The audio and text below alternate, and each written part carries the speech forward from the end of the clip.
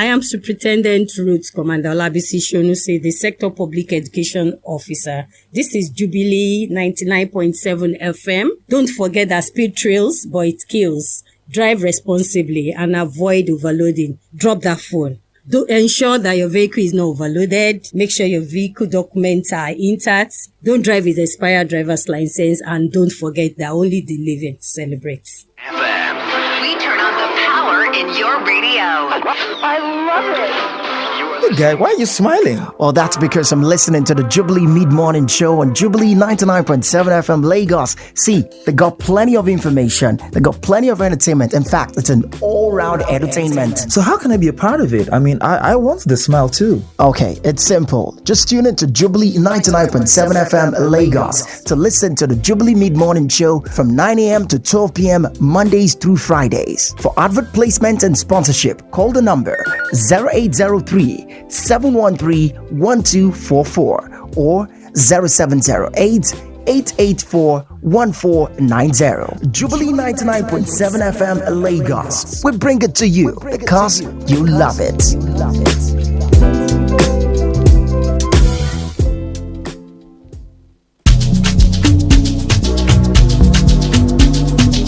What's that to go? Lie on yourself. I'm the war, I'm the fight, I'm the battle. I got the powers. I got the powers. I'm about to release my powers. I'm about to release my powers. Ah, yeah. I beat the shaker. Candusa. Lebre la mandi. Palebo, Skenelebo, Abito Sheka, da Buskaba, Leva Sefale, in da Boski, Pagose. Banu menu meji, Banu menu meji, Banu menu meji, Banu menu meji. I got the power, I got the power. Citadel, Santus, Sanatorium, pandemic, epidemic, pandemonium, catastrophe, cataclysm. I'm a burning fire.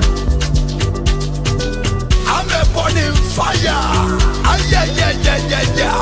Abito Sheka, Candusa, Lebre la mandi, Palebo, Skenelebo, Abito Sheka, da Buskaba, Leva Sefale, in da Boski, Pagose. Banu menu meji, Banu menu meji, Banu menu meji. Apparently, that's the sort of energy you need this morning, guys, isn't it? You need power. Power or SS power. Yeah, that's it. The Majay with flavor on that one. I mean, the song is taking the airwave by storm. Everyone is trying to, one way or the other, associate themselves with the song. I mean, it's got plenty of energy. Power. That's the title of this one. The song is as powerful as its name. Oh, true. We all know who Majay is already when it comes to, his ministry. And he has been able to captivate his fans right about now with this unique style of music. I'm sure there'll be more coming from him. With the success of Days, I know definitely he's going to be releasing more. I'm surprised Zlatan isn't saying anything. I mean, you don't like the jam or something? I'm not a fan. You said what? Wow. I'm not a fan. Oh, okay. Respect your opinion about this one. And I would want to say good morning. Welcome to the Jubilee Mid-Morning Show on Jubilee 99.7 FM Lagos. We are your prestigious talk news and sports radio station. Don't forget, we'll play some of the finest songs and we give you entertainment all for your listening pleasure here on your award-winning radio station, Jubilee 99.7 FM Lagos. Yes, it's a quadruplex. We don't have. We're not four. Your wingman today. is not yet. Yeah, the wingman is not The yet. radio bestie. A radio bestie is not yet. I wonder who's going to delivering those crosses to you. You're the ace striker. Sometimes you can play from the wing too. Okay.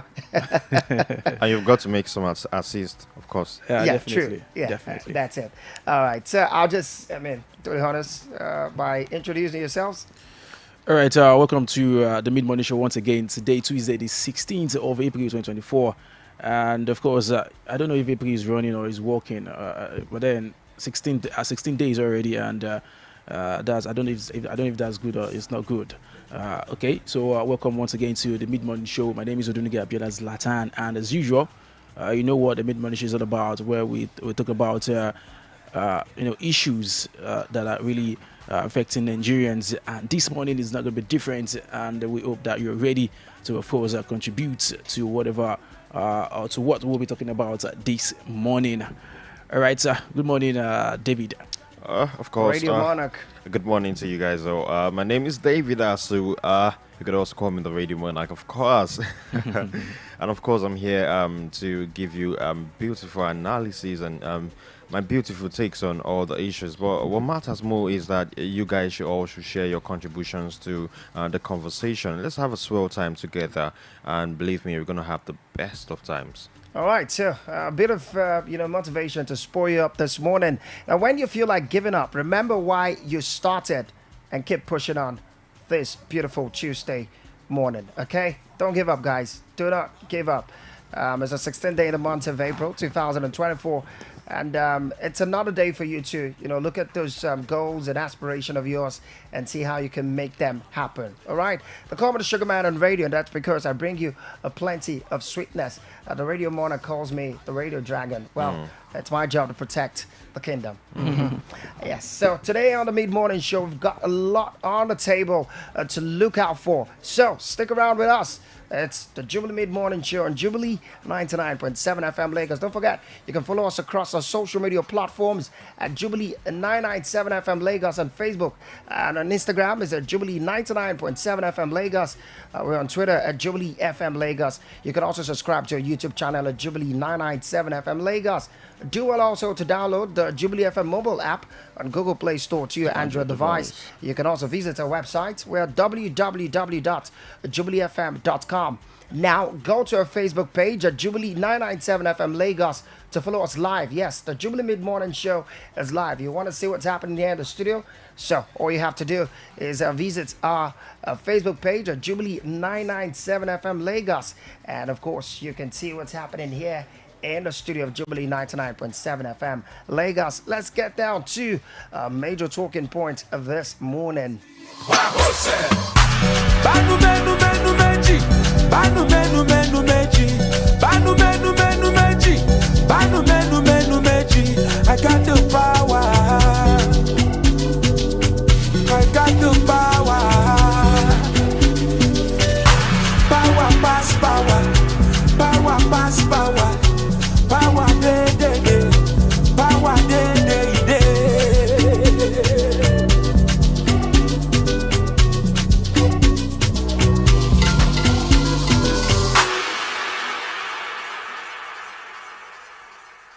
Jubilee 99.7 FM, because you love it. Hey guy, why are you smiling? Well, that's because I'm listening to the Jubilee Mid Morning Show on Jubilee 99.7 FM Lagos. Don't touch that radio. They got plenty of information. They got plenty of entertainment. In fact, it's an all-round entertainment from 9 a.m. to 12 p.m. Mondays through Fridays.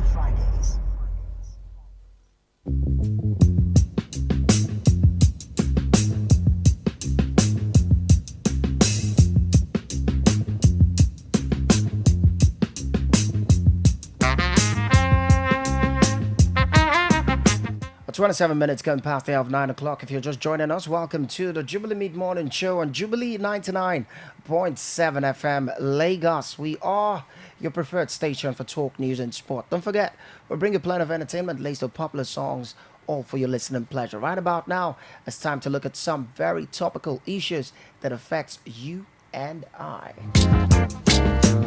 All right, guys, this morning we're going to be looking at the market price, the price of, foodstuffs in the Nigerian market and other commodities too. And I want to start up this way, Zlatan and David.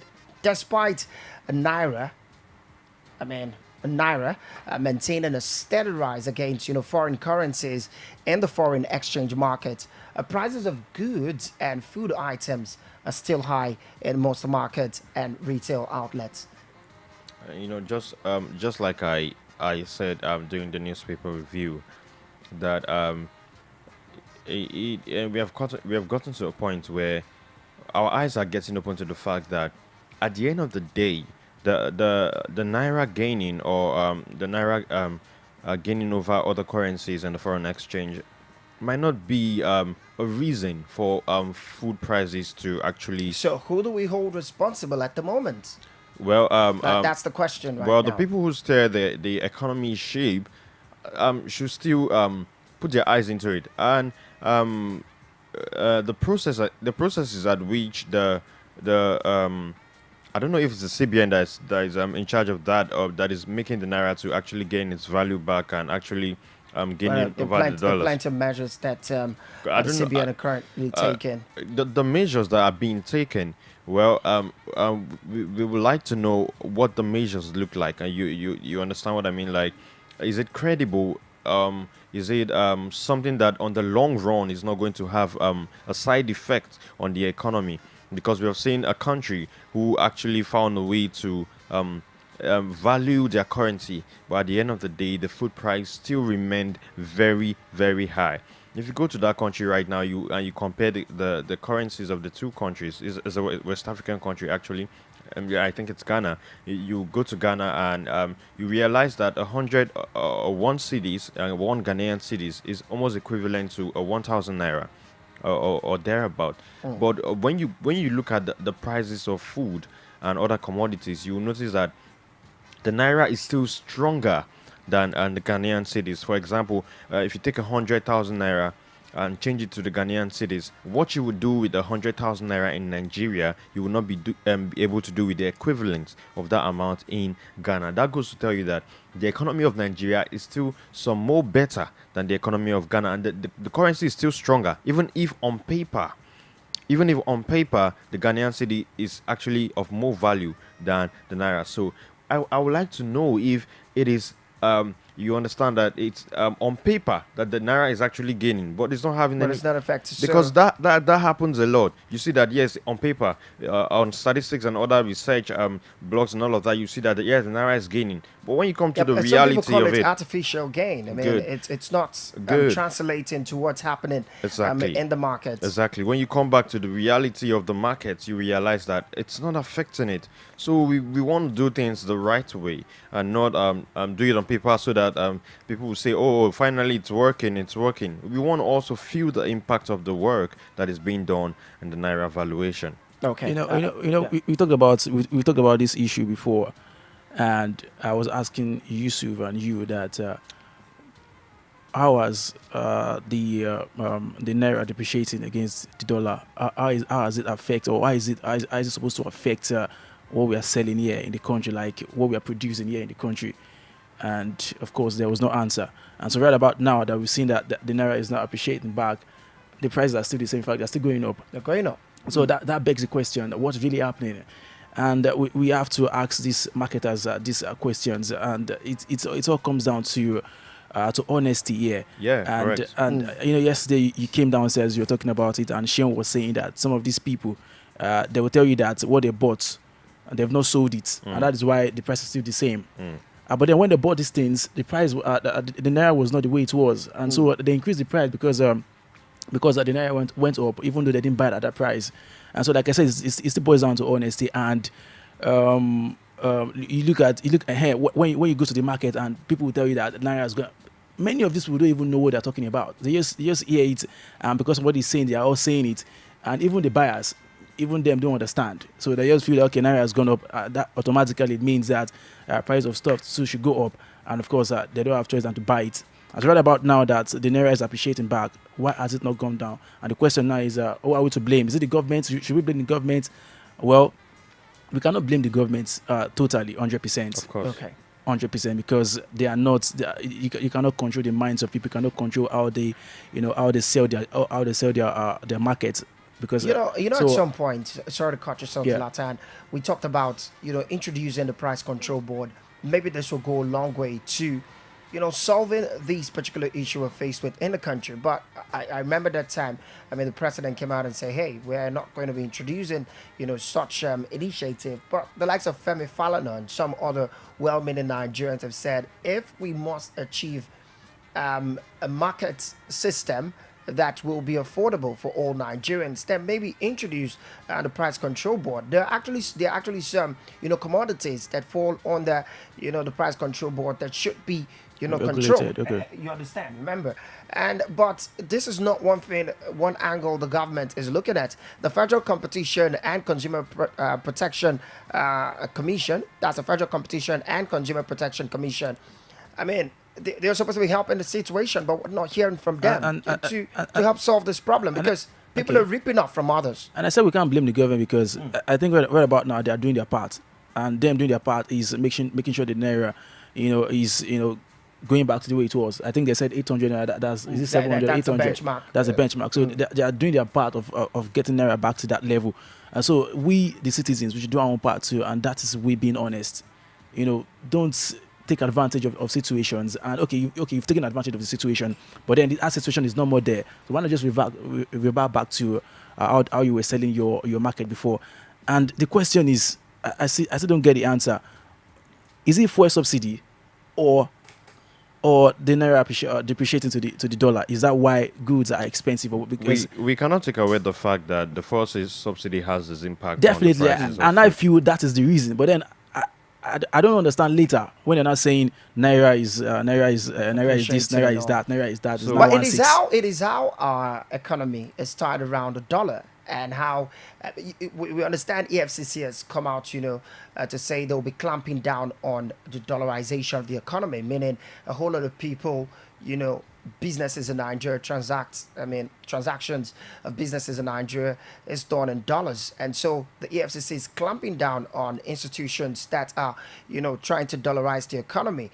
Maybe there's just a reason why we're having this sort of situation in the Nigerian market. You're talking about fuel subsidy. We heard yesterday when a former governor of Kaduna State, I beg your pardon, Nasir El-Rufai, saying that the Tinubu-led federal government is currently, subsidizing a fuel for Nigerians at the moment, and he gave his reasons. He said that the impact has been seen, and the packages of support that would reduce the impact have not been so effective. That's let's talk about palliatives, the CNG buses, and several other agreements that was taken at that time with the NLC.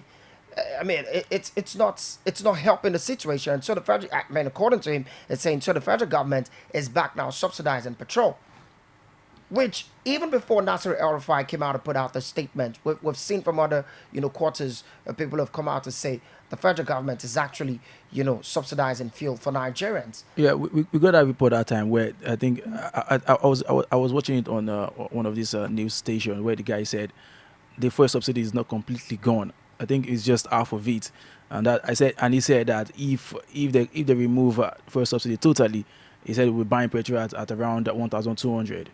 So maybe this is what this former Kaduna State governor, maybe that's what he's reiterating. So I think that is the reason. Well, the belief is the government, whatever the situation is, should just be transparent.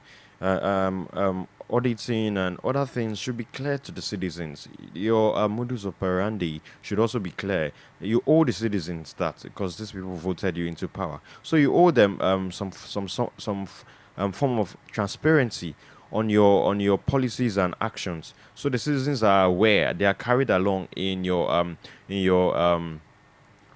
running of the government, of the economy, and that is why people won't come to criticize and say all of that if we are being carried along with the whole policies and all of those other things. Like now, people, El-Rufai coming out to say this, a lot of people were bashing him online, saying that it's because he was not given the ministerial seat that he so longed for because it's not in the government, so he has come. But this to me does not look like El-Rufai is trying to criticize the government or anything. This is like him actually opening the citizens' eye to the fact that the government is still trying to help this situation. And that's not even that's not the point. Even if he's pained or whatever, but then he's not lying, is he?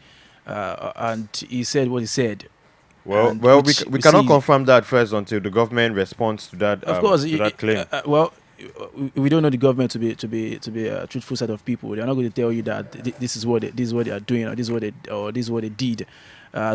Maybe there's no way we're going to confirm that. But then, like we said, we've heard these things before from one or two people where they said, the fuel subsidy is still there. It's not totally gone, and so I feel that is the reason for the increment of foods and services in the first place. But then when the naira started depreciating, people now took advantage of that one and started adding more prices to what they're selling.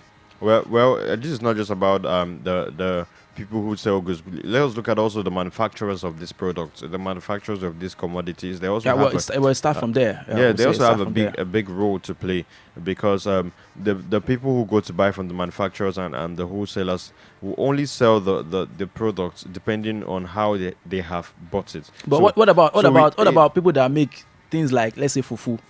Have you gone to buy fufu lately? Where I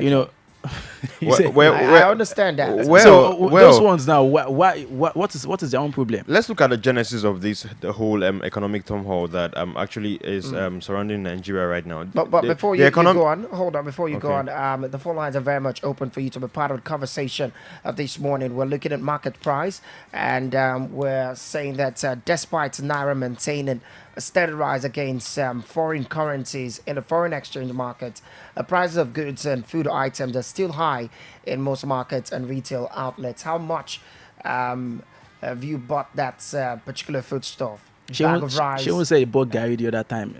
I asked him, he said he bought it for 3.5. What, a pint of Gary. I thought it was 2,000 now. I was just he said he bought it for 3,002 or 3,000. I was just about the phone lines, please. 0704 100 7997 or 0704 100 8997. You can send us a text or WhatsApp message to the number 0805 251 9337. What's the market situation if you visited the market recently? Hello. Hello, good uncle. The uncle's in the house. Good morning. Good morning. Madam Akaite. Yeah, Madam Akaite is on the line. Good to have you. Uncle M.O. Patu and Uncle Dave and Uncle Abiola Duanta. Good morning. I know the Uncle Yusuf voice. So. Okay, Yusuf is it's in the mountain. Yeah. Okay. Okay, now good morning. All the Jubilees, good morning. Morning. I think that brother, Mercy AJ. Good morning, sir. Dave. Concerning the price of the thing, my dear, the thing tough. Last week, I wrote the list. I said my son to go to Yanoba. But it's there that the thing used to chip small. They are selling in those sales there. Okay. The Ghanaian bought the upper week 2,000. Reaching there, they say it's 2,600. Okay. I have no option. I said, children, if it is me, I wouldn't want it. I can say, but what children say, I say, okay. Leave so thing I wrote. Join the money and buy it. The boy joined the money and bought the Gary. And now that the Gary has finished, I'm thinking this week whether it will reach 3. I even had that it is 3,000. Now, you talk of fufu, my dear. Before, if I give my husband fufu 3, they eat. But now, the way the fufu small, the way they mold it, like, I don't know what to say. He ate 5. He said, doesn't mean like say he ate something. Wow. You have to eat up to 7 before you can feel that you ate. Interesting. But that's a very, it's very small. small. They used to call it just put you on fufu. As the things are increasing more and more and more, I say, my God, these people say things will come down, things will come down. Is it the coming down of the commodities? Things are increasing every day, nearly everything. They are increasing every day. This is a price control they say they will introduce so that everything will come now. I don't see any change. The government try you. If you see what I saw yesterday, like the ATS, come out from my eye. Oh, I my. never had a see person they drink gari. I mean dry gari. Somebody they put water drink gari and they see that one. They soak.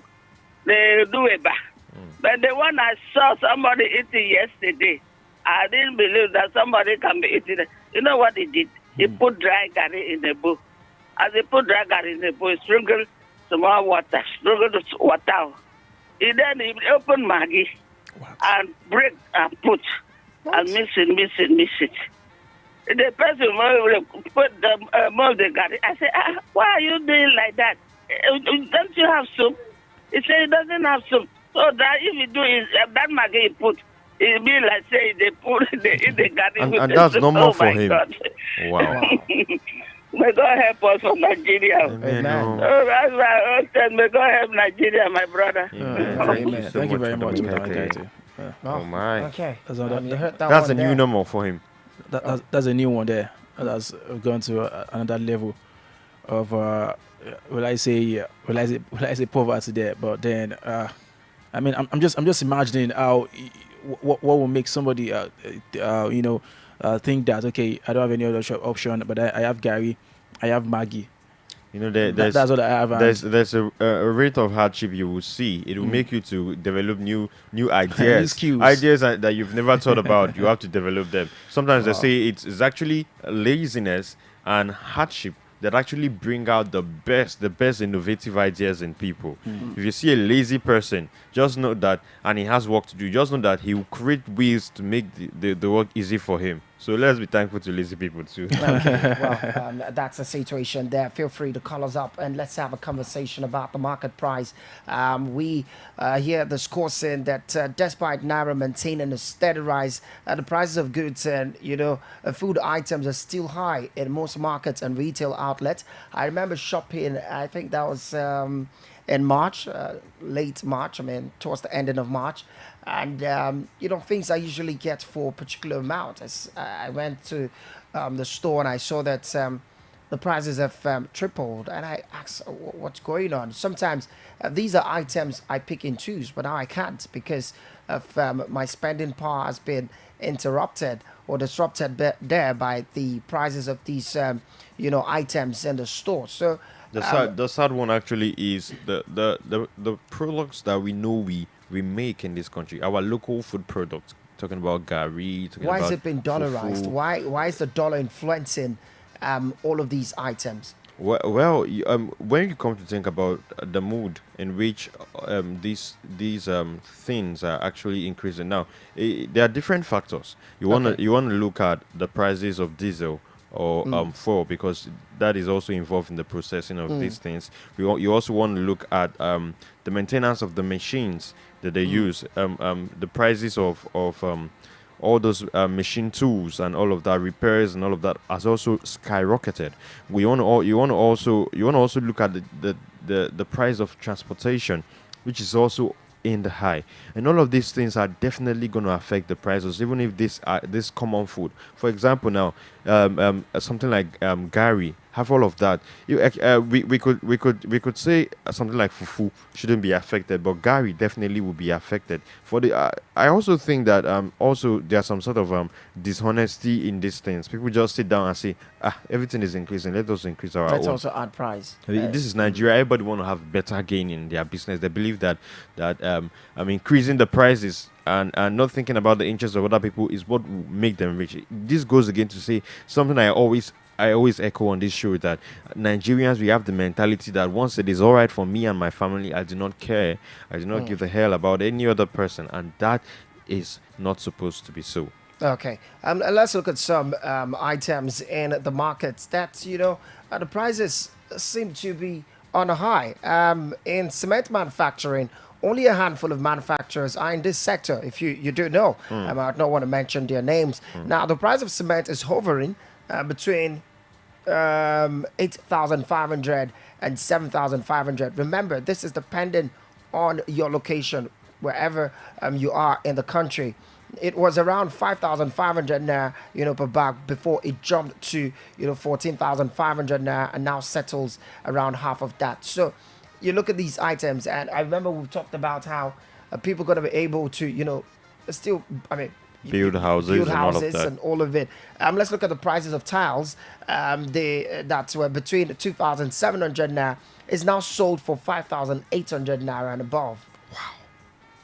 And so, and for that cement, we talked about it that time, 14,500, and later it was slashed to half of it. And so the question is, why was it slashed? What's It's not What supposed to was the reason why it was exactly, increased in the first place? And why Do you did they understand? slash? And why was it just slashed? You don't just slash things into two. So that means maybe that means that maybe they're just trying to make extra gains. For these slash enterprise, the government had to intervene in all of this, because at that point they were saying if they don't, they might just have to open the borders and allow other foreign cement to come in. You know, there's one thing that people tend to say, that we should try to patronize Nigerian indigenous products, Nigerian indigenous manufacturing.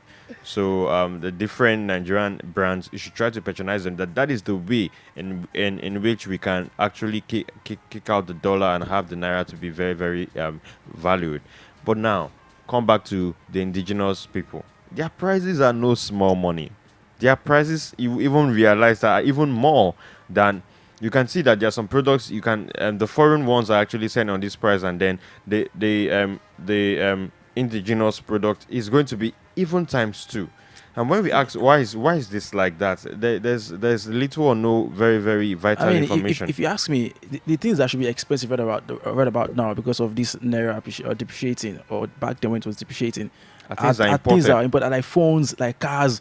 These are the things that I feel should go up. But trust me, even things produced in Nigeria are still very expensive. Then you go to Abukina, you say you want to buy sugar, you tell you that there's no more 15 naira sugar, and it's 100 naira, and the sugar is selling for 100 naira. Remember back then, it's the size of 15 naira. For as much as 5 naira. Now, who spends 5 naira? Which item in the market is 5 naira? You cannot even buy something with 10 naira. The market is 10 naira. You cannot even buy. Before it used to be 5 naira. Now 10 naira has been included. You cannot buy a single thing with 10 naira. When last did you see 10 naira? I've not seen it for like. I haven't seen a 5 naira note in a very long time. It's even sad that people do not even make stacks of it anymore, because even if you stack hundreds of thousands of it, it's still not going to amount to anything that you can actually use worldwide. And nobody wants to walk around with so much cash. Okay, so guys, are you saying this whole situation probably has been carried out by state and non-state actors, boils down to honesty? Because somebody asked the question, I read it somewhere, would you blame the president right about now for all of these issues, especially now that the naira is appreciated? Let's take this call. Hello, good morning, Oris. Yeah, good morning. Morning. Good morning, Oris. From Abaronji. Good to have you this morning. Welcome to the show. Well done, yes. Yes, this topic is a worrisome one that you call for all hands to be on deck, especially the stakeholders, as the traders and consumers.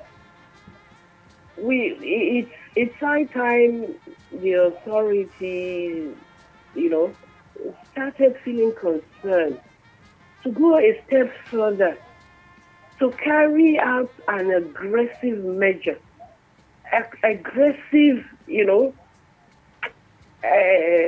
exercise, I don't know how to put it, to put a stop to all this rubbish and nonsense of exploitation by traders who just see the innocence and helplessness of consumers, and just exploiting and just heap on it and start making life unbearable for us. Let me put it, poor masses. So it's so unfair.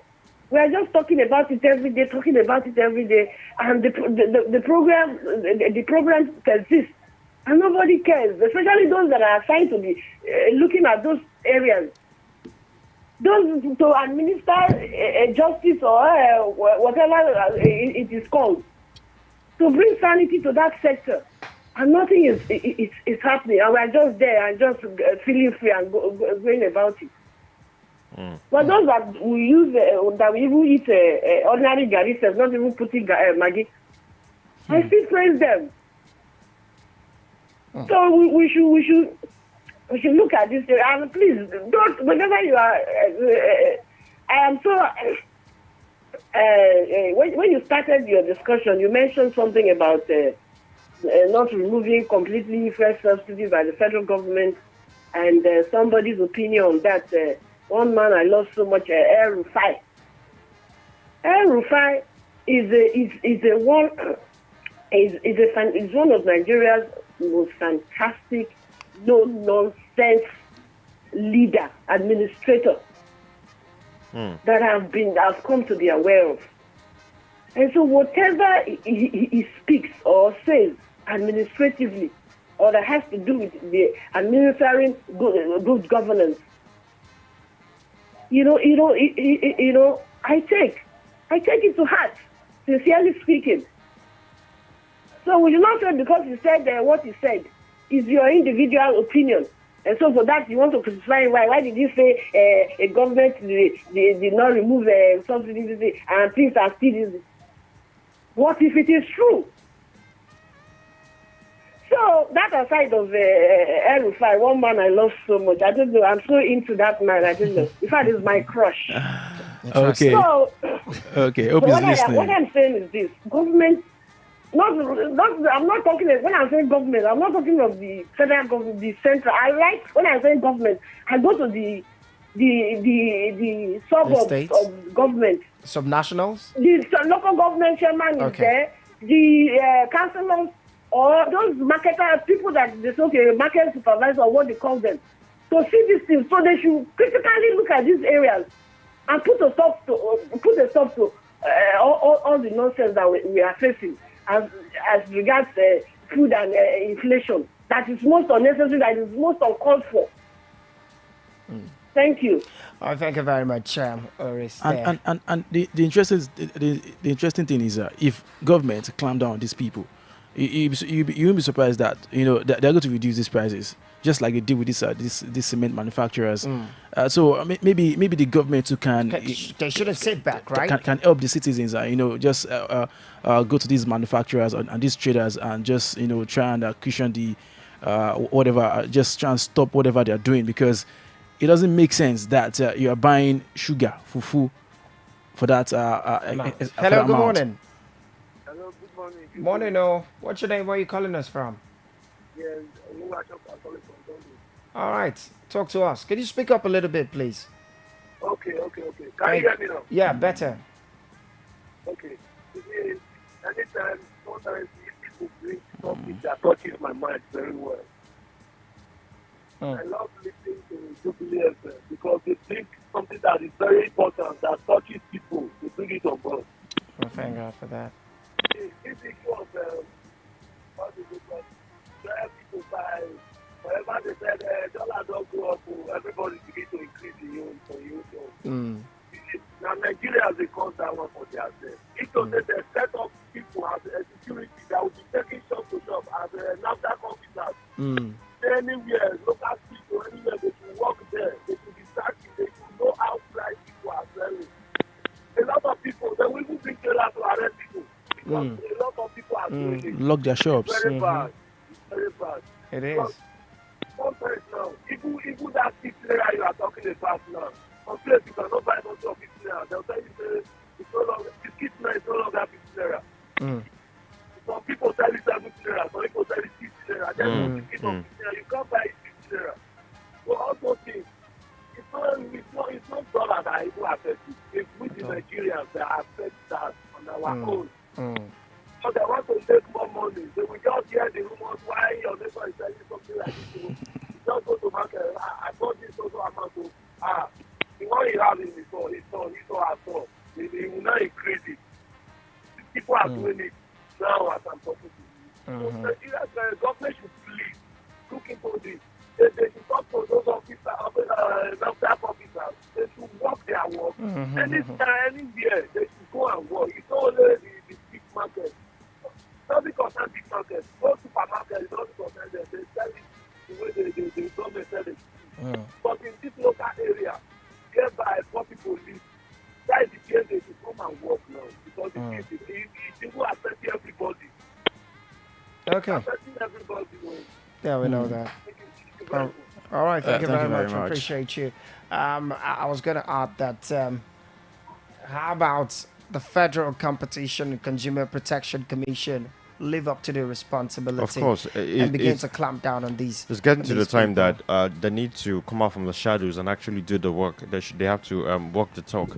Okay, so I don't know. A lot of people does not even know that agency actually exists. That's why they actually need to come out from the shadows and actually do the work. He was talking about how these days, okay, you also mentioned it, you can't get anything for less as 15 naira. 15 naira. I mean, if you go to restaurants right now, Mama Put, there is no way going 100 naira again. It's not even 150. There is no way 100. It starts from 200. 200. And 200 naira is really small. Very small. 200 is one spoon. Before now, if you have 500 naira, you budget to go and eat ewa, you buy beans, maybe 100. You buy bread.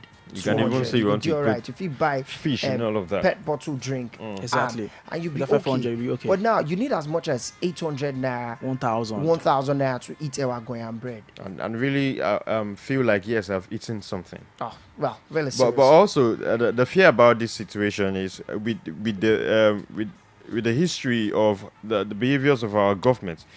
If they actually start finding the ways to climb down, the next thing we're going to see is we're going to see billions and billions of dollars or trillions actually, and they will start saying that we now have applied subsidy in all those things. You might see subsidy on cement, subsidy on price of food, and then they will tell you it's $50 billion and all of that, and they just use that and find more ways to embezzle funds. That's just what I'm guiding against. Okay, well, let's bring in the news right about now. And after the news, I'll play some music. When we come back, we'll wrap up on a major talking points discussion. Don't go nowhere.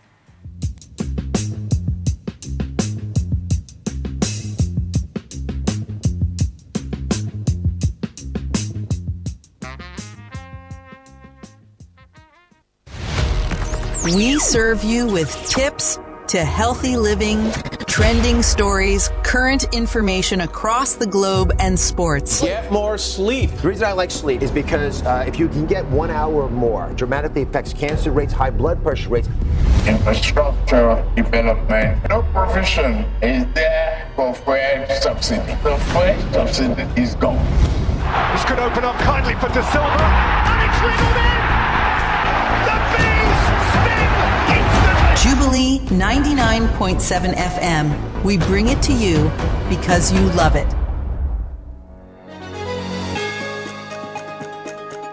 Here are the stories we're following at this hour. Federal government says it will ensure that Nigeria has a voice in the development and regulations of artificial intelligence on a global stage.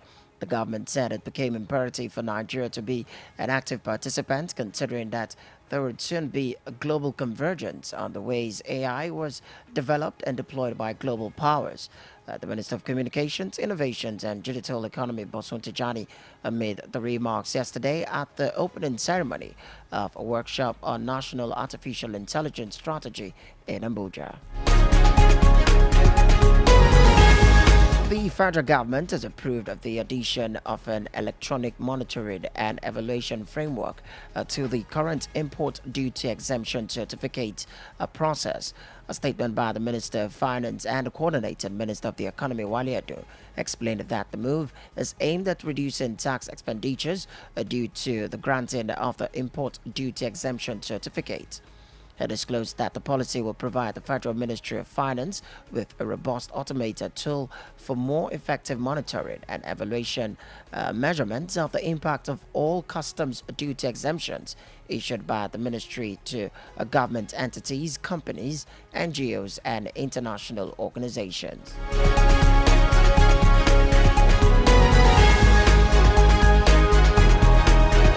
Former governor of Kaduna State, Nasiru El-Rufai, has claimed that the President Bola Tinubu-led federal government is currently subsidizing fuel for Nigerians. Fielding questions from journalists in Maiduguri, the Borno State capital, yesterday, Nasiru El-Rufai said the federal government is now paying fuel subsidy more than before. According to him, the federal government returned the subsidy because the impact has been seen and the packages of support that would reduce the impact have not been so effective in reducing the impact. So the federal government is back now subsidizing petrol. He said many people don't know that the fuel subsidy is back. Meanwhile, the Nigerian Upstream Petroleum Regulatory Commission yesterday said the nation's oil and gas reserves has risen to 37.50 billion barrels as of January 2024, against 37.046 billion it announced in May 2022. During a press conference in Abuja, Engineer Gbenga Komalafe, a chief executive of the commission, announced the creation of strong policies aimed at improving and optimizing oil and gas operations in the country. According to him, the gas and non-associated gas reserves is 102.59 trillion cubic feet and 106.67 trillion cubic feet respectively, resulting in total gas reserves at 209.26 trillion cubic feet.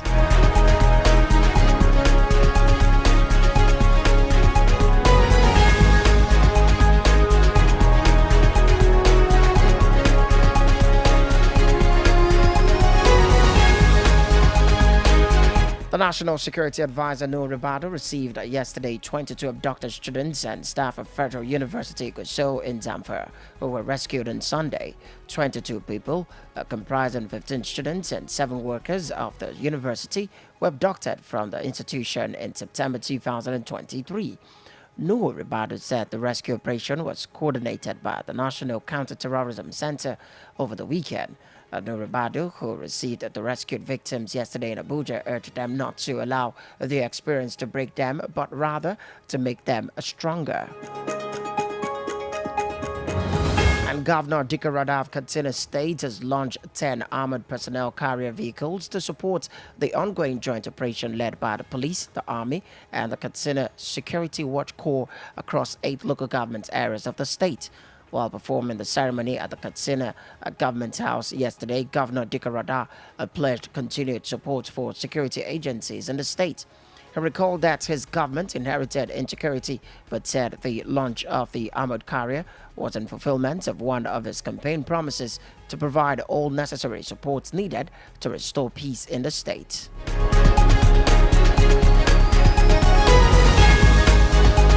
The Nasarawa State Governor Abdullahi Sule yesterday presided over an emergency expanded Security Council meeting in Lafia, the state capital. While giving a preamble before the meeting went behind closed doors, the governor said the meeting, which is to address security challenges facing the state, was necessitated by the recent records of kidnappings in some local government areas of the state. He expressed concern over the escalation of some scrutiny, or rather security challenges, especially kidnappings, as well as activities of ethnic militia groups.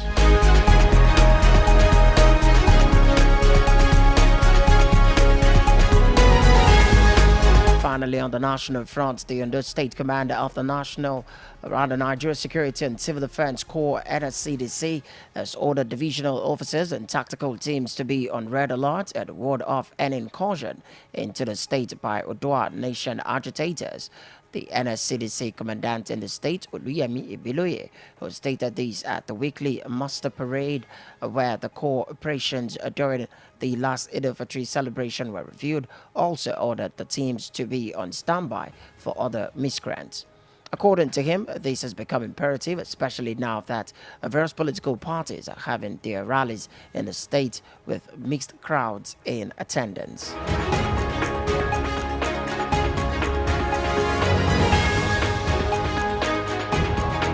And on the foreign scene, UN Secretary General Antonio Guterres said that indiscriminate attacks against civilians in Sudan could constitute war crimes and crimes against humanity 1 year after war erupted between rival generals in the East African country. The United Nations has said nearly 25 million people, half Sudan's population, need aid, and some 8 million have fled their homes amid the war between the Sudanese armed forces and paramilitary rapid support forces. Donors met in Paris yesterday to pledge humanitarian help. Antonio Guterres reiterated his concerns about reports of escalated unrest in El Fasher and Darfur, a western region that is home to a quarter of Sudan's 48 million people and the past scene of horrific violence with reports of mass ethnic-based killings.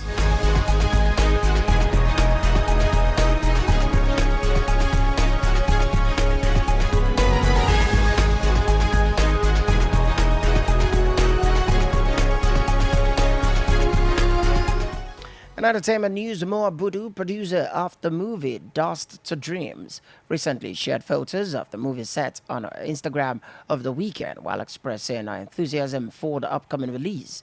The movie is directed by Idris Elba. The movie follows the story of a mother-daughter relationship strained when the daughter meets her father, a long-lost soldier, for the first time.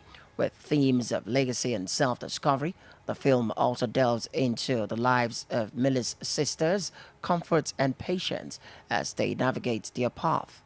The power of music binds the family, culminating in a soul-stirring duet that promises redemption and healing. Finally, in sports news, nearly 100 days before the 2024 Paris Games open, the Olympic flame will be lit in ancient Olympia today for a torch relay stretching from the Acropolis to French Polynesia. For the first time since events of the 2020 Tokyo Olympics and 2022 Beijing Winter Games had to be toned down due to COVID-19 pandemic, spectators will be able to attend the torch relay events. These are the stories you're following at this hour. You can follow us across our social media platforms. We're Jubilee 997 FM Lagos on Facebook. On Instagram is at Jubilee 99.7 FM Lagos. On X, formerly Twitter, is at Jubilee FM Lagos. Subscribe to our YouTube channel at Jubilee 997 FM Lagos. Do well to download the Jubilee FM mobile app on Google Play Store to your Android device. You can also visit our website at www.jubileefm.com. Do remember that hard drugs make you act like a thug. The harder you go, the harder your life gets. Stay clean and sound.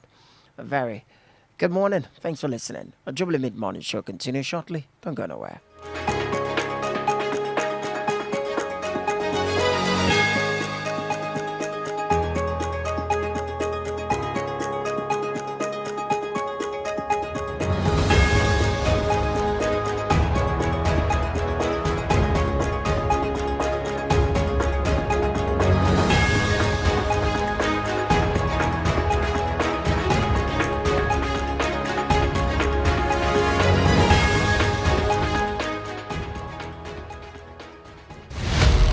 We serve you with tips to healthy living, trending stories, current information across the globe, and sports. Get more sleep. The reason I like sleep is because if you can get 1 hour or more, dramatically affects cancer rates, high blood pressure rates.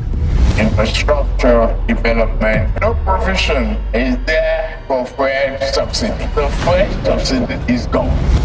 This could open up kindly for De Silva, and it's wriggled in! The Bees spin instantly! Jubilee 99.7 FM. We bring it to you because you love it.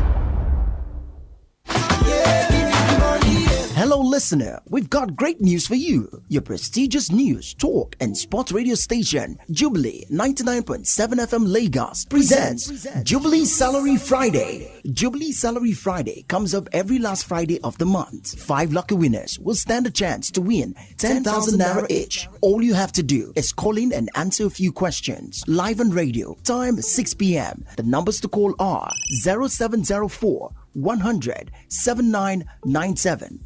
0704 100 8997 or 0805 251 9337. Get rewarded for being an ardent listener of Jubilee 99.7 FM Lagos. Jubilee Salary Friday comes up every last Friday of the month. Jubilee 99.7 FM Lagos. We bring it to you because you love it.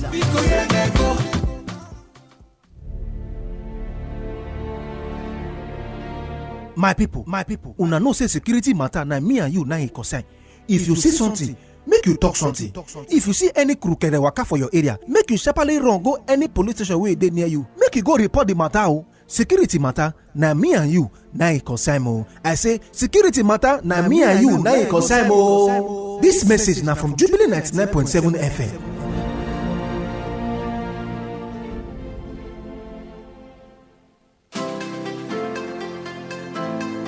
It's possible for your business to grow to the next level. Only if you let more people know about your business and the services you render. More publicity, more customers. At Jubilee 99.7 FM Lagos, we have an affordable price rate and varieties of packages to advertise and promote your business. We also have unique and interesting programs and shows with large and good audience for you to sponsor or place your adverts and products. For more inquiries, please call the following numbers: 0803 713 1244 or 0708 884 1490. or visit us at number 12B on Norushago Street, Larry Bus Stop, Igondo, Lagos. Jubilee 99.7 FM Lagos, your prestigious news, talk, and sports station.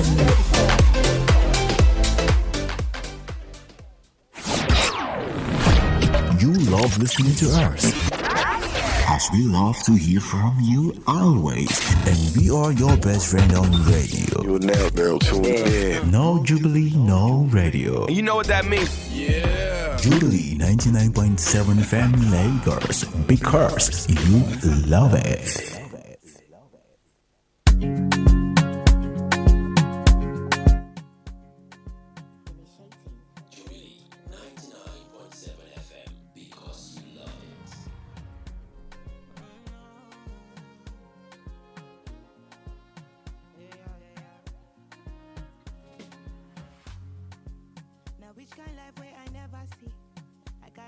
So I fear nothing. Steady increase in the commas. Original no be parody. You know fit clear for your memory. Whether now winter or summer. I did Papa does savannah. Living life. See my fire burning bright. Within the inside me. Smally way they mighty. They never know I color. To the move fine. Check and balance. Everything inside my mind daily. Trust me, you can't fool me. Energy don't got logo. More friendly and conscious. I'm allergic to so.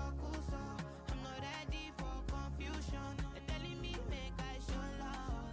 Stability on bono. Everything a connection. I'm not ready for confusion. Things happen inside life. Try that to make I live my life. Dreams come true. If not fight the fight, make you no go tired. Fire they go. You need to put your body and soul. Leave your worries alone. I don't stop now. Living life, see my fire burning bright. Within the inside me. Smally way they mighty. They never know I color. To the move fine, check and balance. Everything inside my mind daily. Trust me, you can't fool me. Energy don't got logo. More friendly and conscious. I'm allergic to so. I'm not ready for confusion. They're telling me make I show love. Stability on bono. Everything a connection. I'm not ready for confusion. Now which kind life will I never see? I got it God so I fear nothing. Steady increase in the commas. Yeah. London. Steady increase in the commas.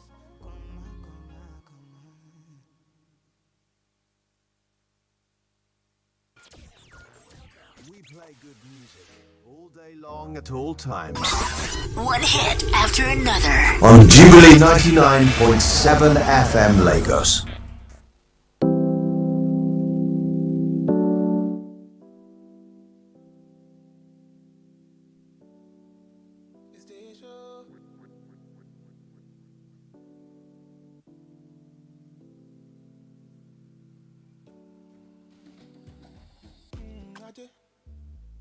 Can you tell me something? Me, I know if you understand. Okay.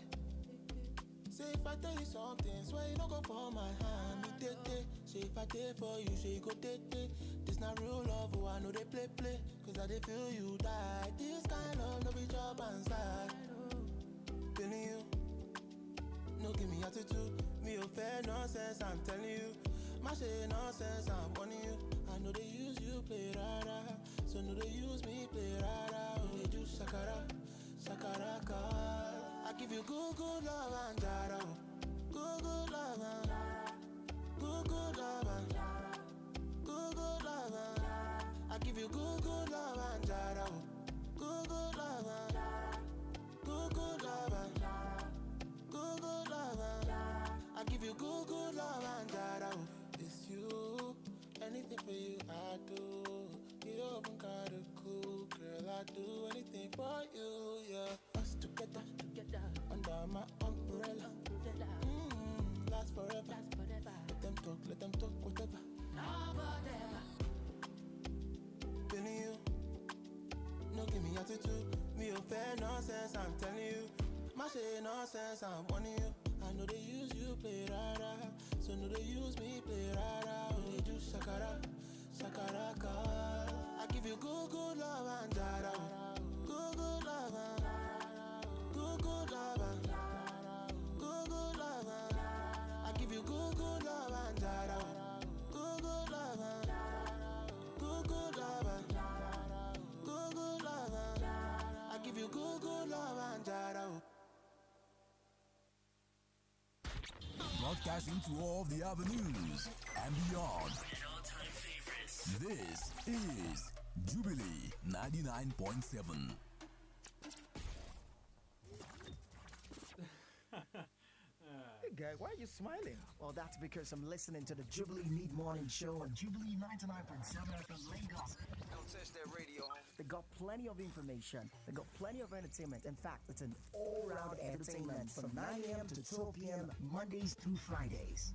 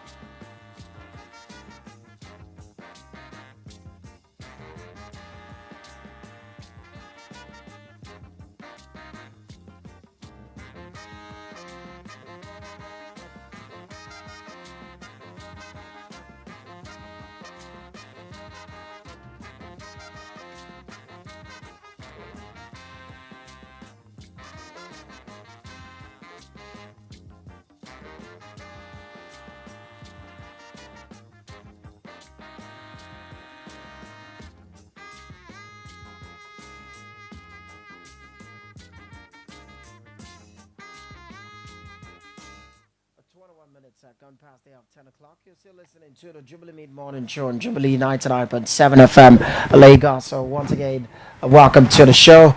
We're talking about market prices and we're looking at, despite Naira maintaining a steady rise against foreign currencies in the foreign exchange market, prices of goods and food items are still high in most markets and retail outlets, and we're asking who should be held responsible at the moment.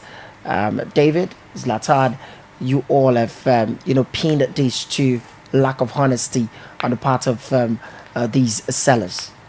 Yes, because we saw the cement report, the cement manufacturers report, where the government had to intervene, and of course we saw the results. So maybe if the government do likewise to other sectors, maybe we're going to see a reduction of the price of goods and services. Okay, so you're asking that the government should intervene in this one? Of course, the regulatory body have to step up, and they have to start taking actions on how to regulate the influx of prices, even if prices are going to increase, it shouldn't be really rapid, and that the consumers cannot afford to actually purchase the product, especially the products that are actually really needful to human survival in our daily lives as Nigerians. So especially those type of products has to be looked into, like rice, gari, fufu, just basic food products and other commodities that are very essential to to our existence in Nigeria, if you get what I mean. So the government has to look at that. It doesn't necessarily have to be everything, because let's say things like drinks and juice and all of all those other things. Those ones are more like wants and things like you want to enjoy personally. But the major food products which are beneficial to our existence as Nigerians, it has to be checked, because it's getting alarming, and that is the reason why the country is getting so hard, because food products are very expensive. I think for an average Nigerian out there, all he or she wants is just to be able to afford 3 square meal in the morning, the afternoon, and in the evening.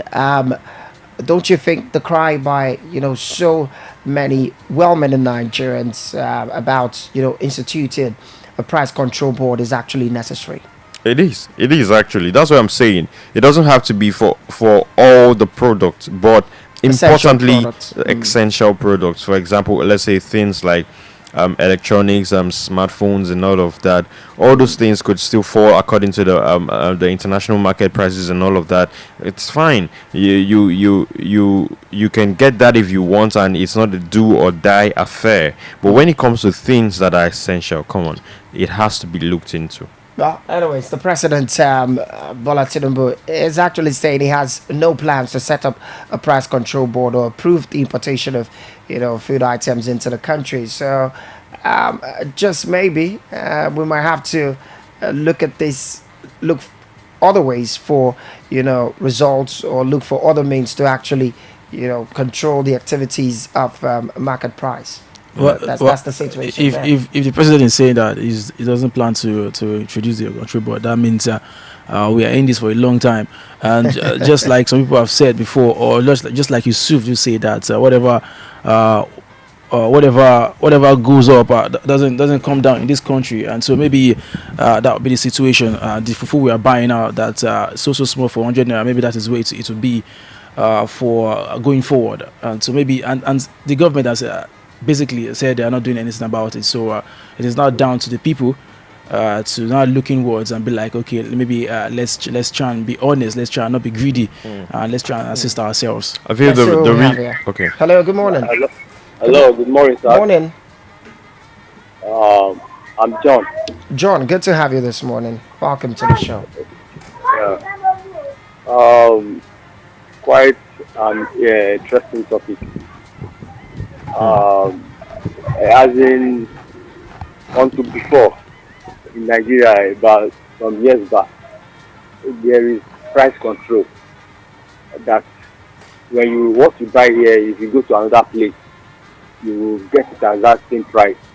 But now, it's not like that. I don't really know why it's like that. But as of nowadays, everybody is just doing the way they like. What you buy here, you may come back in about some hours time and you say that it can increase. And you can go to another place. If you are lucky, you get it lesser price. It's as if we ourselves, we add to the problem that is on ground.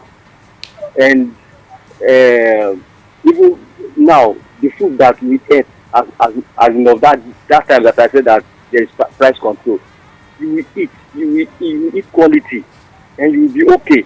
But now it's expensive. You'll be eating what is not quality. John, have you gone to the market recently? Yes. Okay. So at least when something is expensive and you know what you want, you are enjoying your money. It's okay. But now you are buying it at cost price and you are not enjoying it. It's unfair. Within me, I thought maybe as of that time that things the price control is being monitored, that is okay.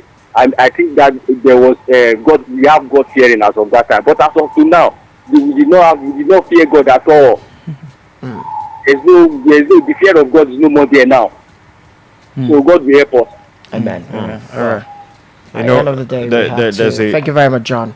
There's a particular event that I once saw, and somebody went to a shop to buy a drink, and after buying the drink and paid for it, and then she left, and she was still around the vicinity, and after like an hour or so, the person who sold her the drink started looking for her, and they went to find her. I said, please, so that drink that I sold you, in fact, it wasn't really that nice. That drink I sold you.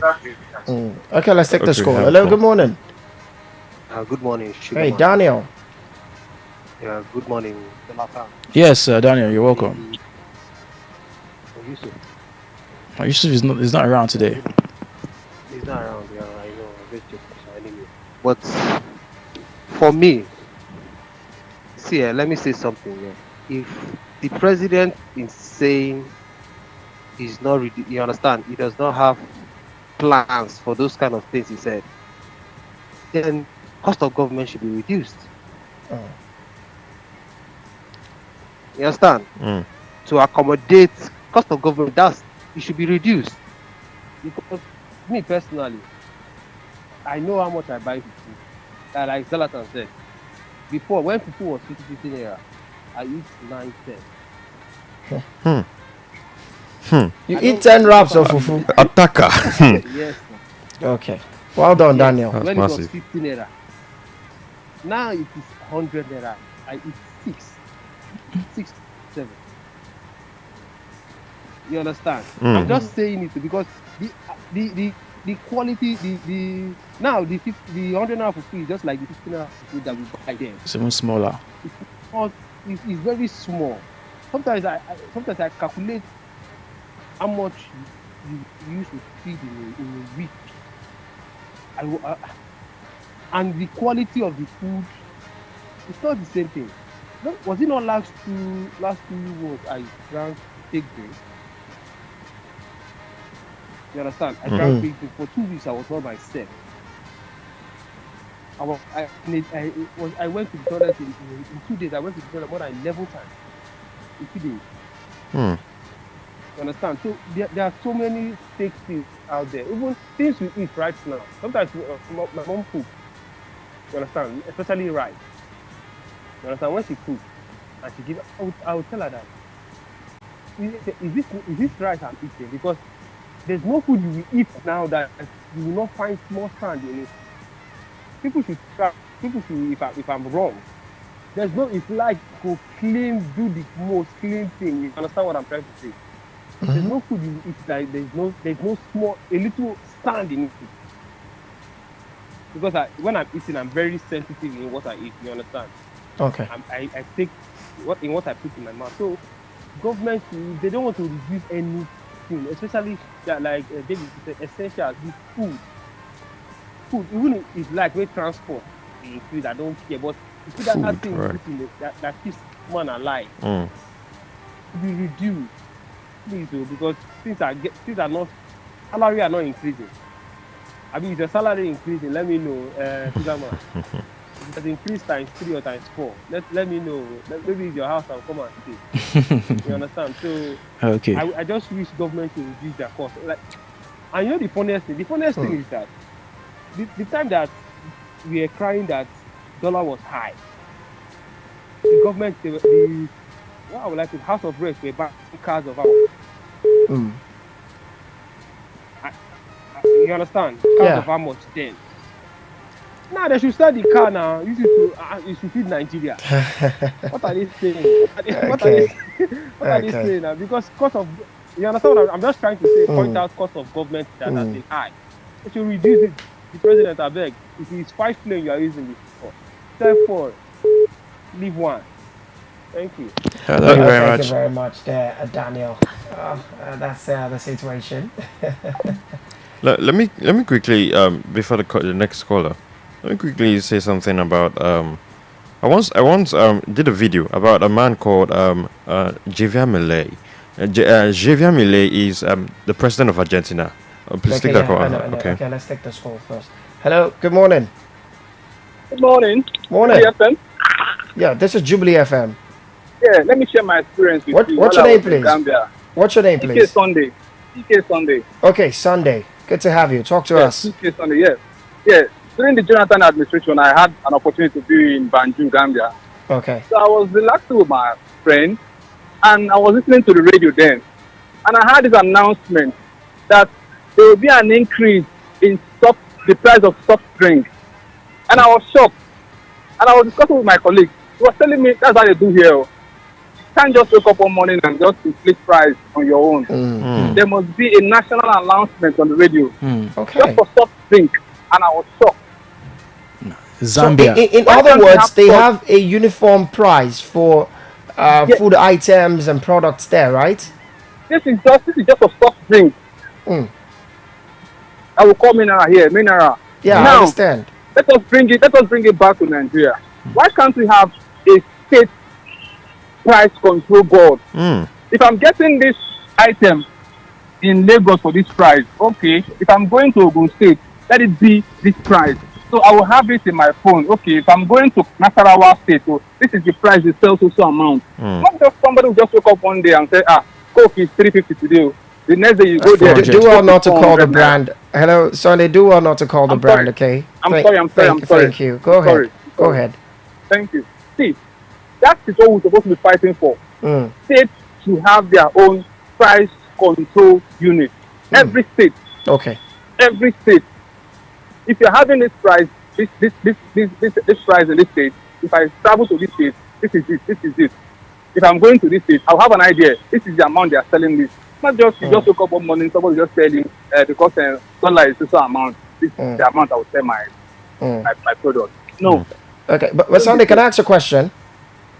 Go on. Well, you're saying that states should have their own price control board. What if a particular state sells it very cheap? I mean, the influx of people moving to that state because of the ability to buy foodstuffs and other food items at some very cheap prices. Don't you think people want to, move to that region of the country? That is where competition will come in. Okay. That is where competition will come in. Okay, if I'm getting this product from this state with this price, yes, let me go to this state and sell. Competition will come in. Okay. This I don't know how to put it. It's not healthy for our country. Not healthy. Not healthy. Thank you. Okay. All right. Thank you very much. Well, I think if that happens, I think all the states will now have to come together and make sure that the prices are not so different from each other. So at the end of the day, you won't see the point of leaving your state and going to another state because of it's more cheaper there. What I think why the president is probably not ready to put his hands on this matter is because of he's also considering the sellers of these products. Okay. Sometimes internationally these prices there's sometimes an international inflation that hits the prices of some of the commodities, items, and definitely the ones who actually work in Lagos, they are also affected. So most of the time they have to increase the prices of these commodities, and then you also have to affect the consumers. But however, talking about what the other caller said, talking about that, I was talking about Javier Milei. Now, Javier Milei is the president of Argentina. Now, we have seen that before he actually even contested to become a president, he had always campaigned about cutting cost of governance. Like, this man literally operates just about 12 ministries currently. He took down so many ministries, something like Ministry of Culture, Ministry of Humanitarian Affairs, and all of that. He brought it all down because he didn't see a need for all of this. Okay, we have a caller. Come here. Hello, good morning. Hello. Hello. Good morning. Good morning. What's your name? Where are you calling us from? My name is Mr. Okun from Igondo. Mr. Okun from Igondo. Good to have you. Yes, I've been. This is first time caller. Okay. Hey, well done. Congratulations. In fact, thank you very much. God bless. You are blessed. You're blessed too. I love your program very much, but sometimes I used to be unhappy Whereby some people will call on you people, but they don't know what to say. But they just need to call you and talk nonsense there. What I want to say is that please listen to me. Okay, go ahead and talk to us. Now, formally they say dollar have gone past skipper. Now dollar is down. So I don't know why everything should be going up more exorbitant the way it is. We Nigerians, what is happening to us is that we are killing ourselves because of greediness and selfishness. Now, Bola Tinubu is there. He say Bilokan, truly Owolokan. He's trying impossible best to make things be okay with us, but we are trying to draw him down. Will Tinubu go to the market now and tell people say come down, the prices have come down. Petrol, because of petrol, the pump price has come down. Dollar has come down. But why is that all those electronics and this and that are all high? Look at bread. How much is bread now? We have flour in Nigeria. We are producing garri in Nigeria. All those flourish something we have. Then why is it dollar? We do use dollar in buying them. So all these market women, they are very stupid women. No. And the other all of them. Sorry. Please refrain from using abusive words, okay? We understand that you're trying to pass your message across, but then refrain from using abusive words, okay? We have to just cut that caller there for doing that. I hope you do understand what we are trying to say. Let's take this call here. Hello, good morning. Hello? Good morning. What's your name? Where are you calling us from? This is Solution calling from the Jubilee. This is who? From the Jubilee. I think I'm hearing Lakon. Okay. Can you speak up? Can you speak up a bit? We didn't get your name. Okay. I'll do all the callers back. 07041007997 or 07041008997. Those are the numbers to call. Let's see, who do we have here? Hello, good morning. Good morning. Morning. Yeah, this is Chinoski. Oh, Chinoski, good to have you. Yeah. I think the issue of goods, let me say, goods going up in this country, I think it mostly depends on not just on dollar, but on diesel. Diesel is usually used for production of some of these goods.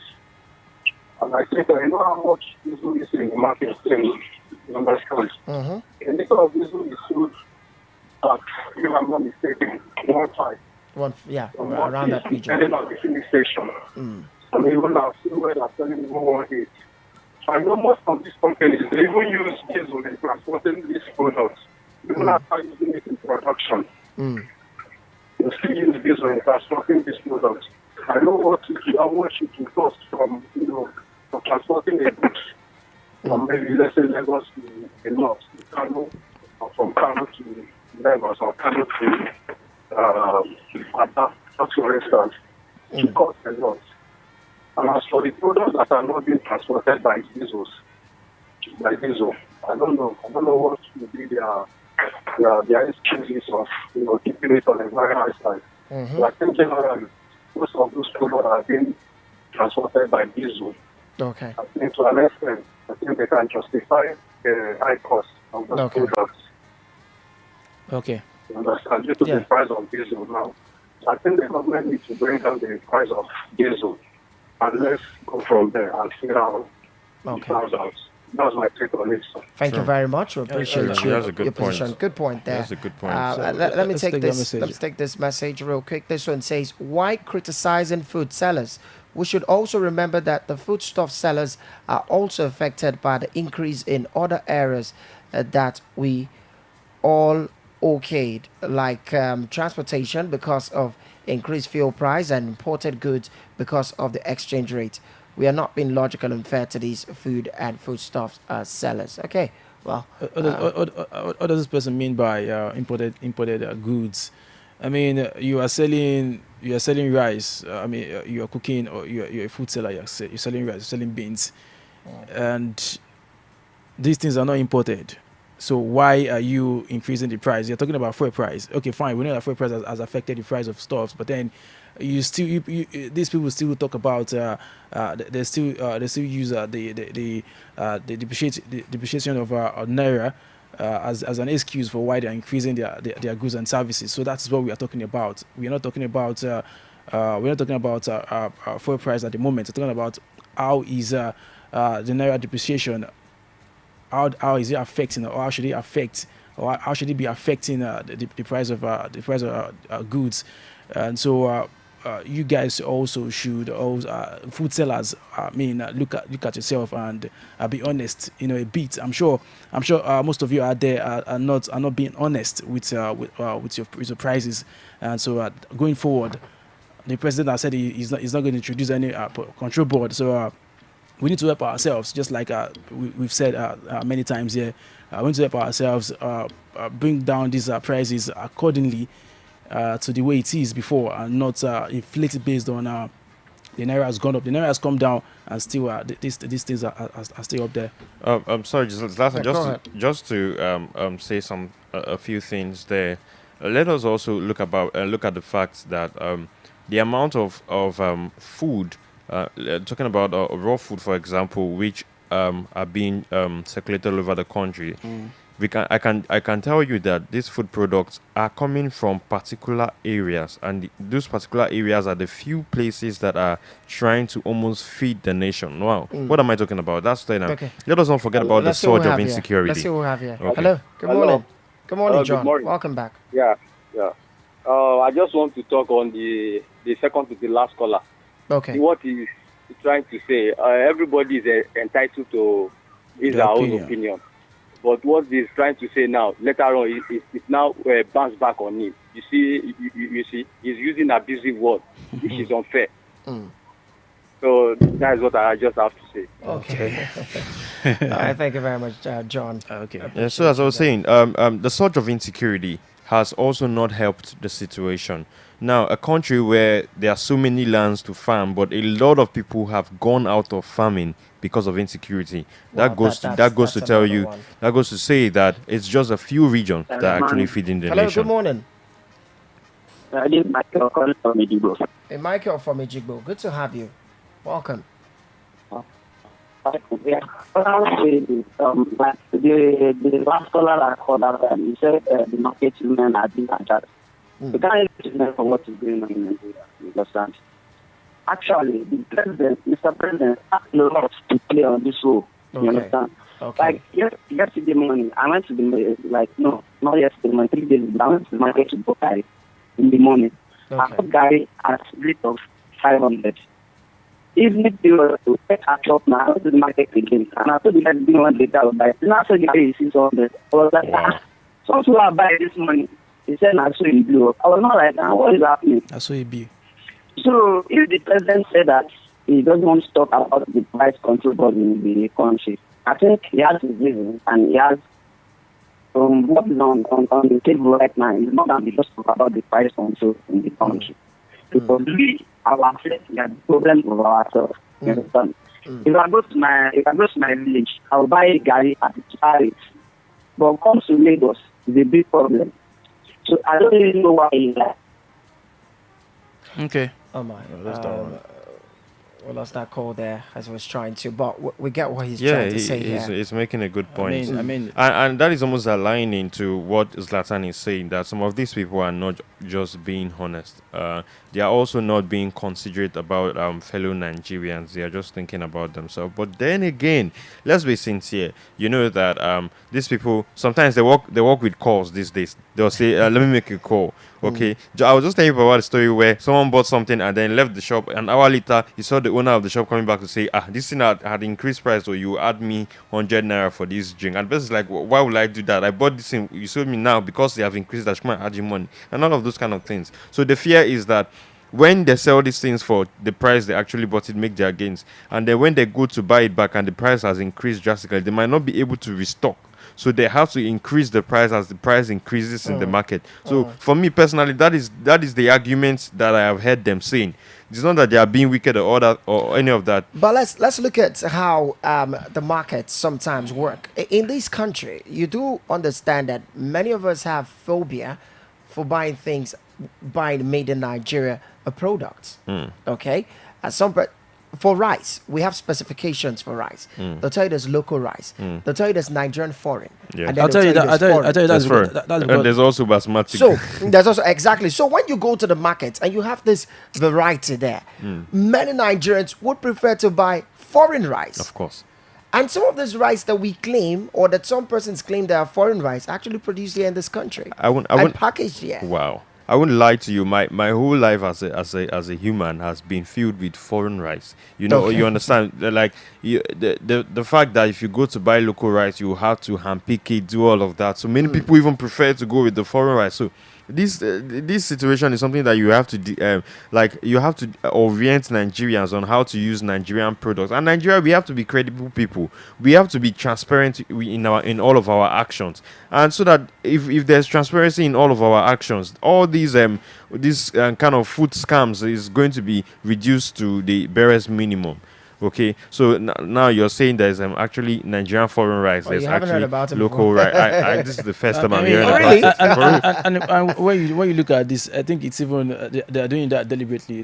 So that means they are making bad rice deliberately. No, they are rice. They're trying to tell you that they are rice that are not filtered, and this is the rice they'll tell you. Okay, this one we do not have time to filter it, so you can buy it at this amount. So because of the stress you have to go through when you get home to pick stones out of it and all of this, the cost is lower. Reduce. But if they have taken their time to then it becomes foreign rice. Go through the process of picking the stone and packaging it. Nigerian foreign rice. That's ridiculous.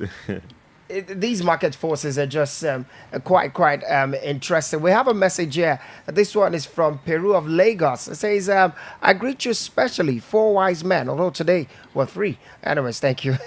I just want everyone to know that it's not a magical transformation that will happen to our country. It will take time to regulate everything. You don't expect me to buy a commodity for a particular amount, and because the naira is rising against a dollar, and now I should sell what I bought with high amount and sell it low. I believe everything will be all right in no time. Peru of Lagos. Same thing. I think Peru have said the same thing before on the show. Zlatan, we shouldn't just also blame the market sellers and blame the market sellers. Sometimes it's also tough for them. They bought it expensive, now prices are coming down. And you don't expect them to crash it yet, right? It's not going to be easy. Also, when prices are rising drastically and they have already bought products and they know that they are going to sell that product and go back to the market, well, if they sell those products at the price at which they bought it, they make their gains and go back to the market, they might not be able to restock, and that is the end of the business for them. Yeah, so they have a good argument. That's true. Yeah, they have a good argument. They have a solid argument, but then I can tell you for free that many Nigerians are not honest with their dealings. That is so sad, because just like that last caller, I said he went in the morning and bought this thing for 500, and then he's going back later in the afternoon and they're telling him 600.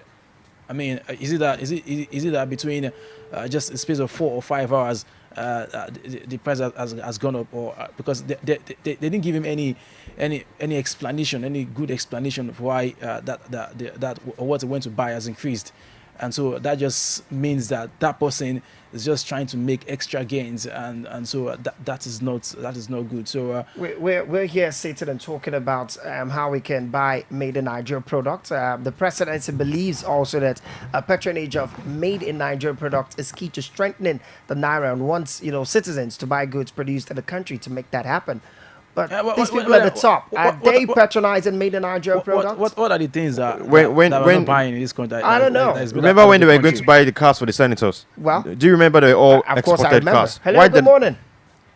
Hello, this is Oris. Oris, welcome back. Yes. Yes, thank you. I think I disagree with what the last caller and your support for that motion is. I don't think somebody that has bought something and I sell, he or she has to sell the way he's bought or she's bought it, not extending it or using the consumer as a sacrificial lamb to say, oh, no, I will not sell it this way. I bought it because I found out that the price has increased, so I can't stock again. So for that reason, I have the innocent consumer must suffer it. I think that is greedy. That is exploitation and criminal. So I do not support that take. Thank you. Okay. Wow. Okay. That was hot. Thank you very much. Short and simple. If we're talking about diesel, okay, we wanted to talk about we're looking at how diesel actually affects this movement and all of it. Yes, you cannot take that away. Yeah, actually, you can't take that away because things like bread, for example, and some other things that are going to pass through some sort of refining, they make use of diesel. And the price of diesel these days are outrageous. It is definitely outrageous. So a quick touch on that one. We have the Dangote Petroleum Refinery actually, producing this product. I mean, the stats. Is it really producing? Well, it's in the public domain for us to see. Yeah, the pump price of automotive gas oil, popularly called diesel, has dropped from about 1,700 naira per liter, which it sold for a few weeks ago, to around 1,350 in some locations across the country, following the sale of the commodity by Dangote Petroleum Refinery. This is still part of what we're saying. Just like one caller said, I'm talking about this diesel. I said it's 1,618 in some places. I got down, and then I was seeing this report that it is now 1,350. Can Dangote serve the whole country? In some places, in some places, in some locations. And so in these locations, I wish you can get these locations. Are they selling diesel for this price? Oh, that's another thing, because I read in the news how a particular committee or board, clamped down on filling stations that were selling fuel above the approved pump price. So maybe one way or the other, just like so many people have pointed out as we wrap up on this segment, is that Nigerians, we just have a way of some of these things are self-inflicted. Especially in Lagos, yeah. And before we pick that call, we're talking about buy made in Nigeria products. You talked about the SUV.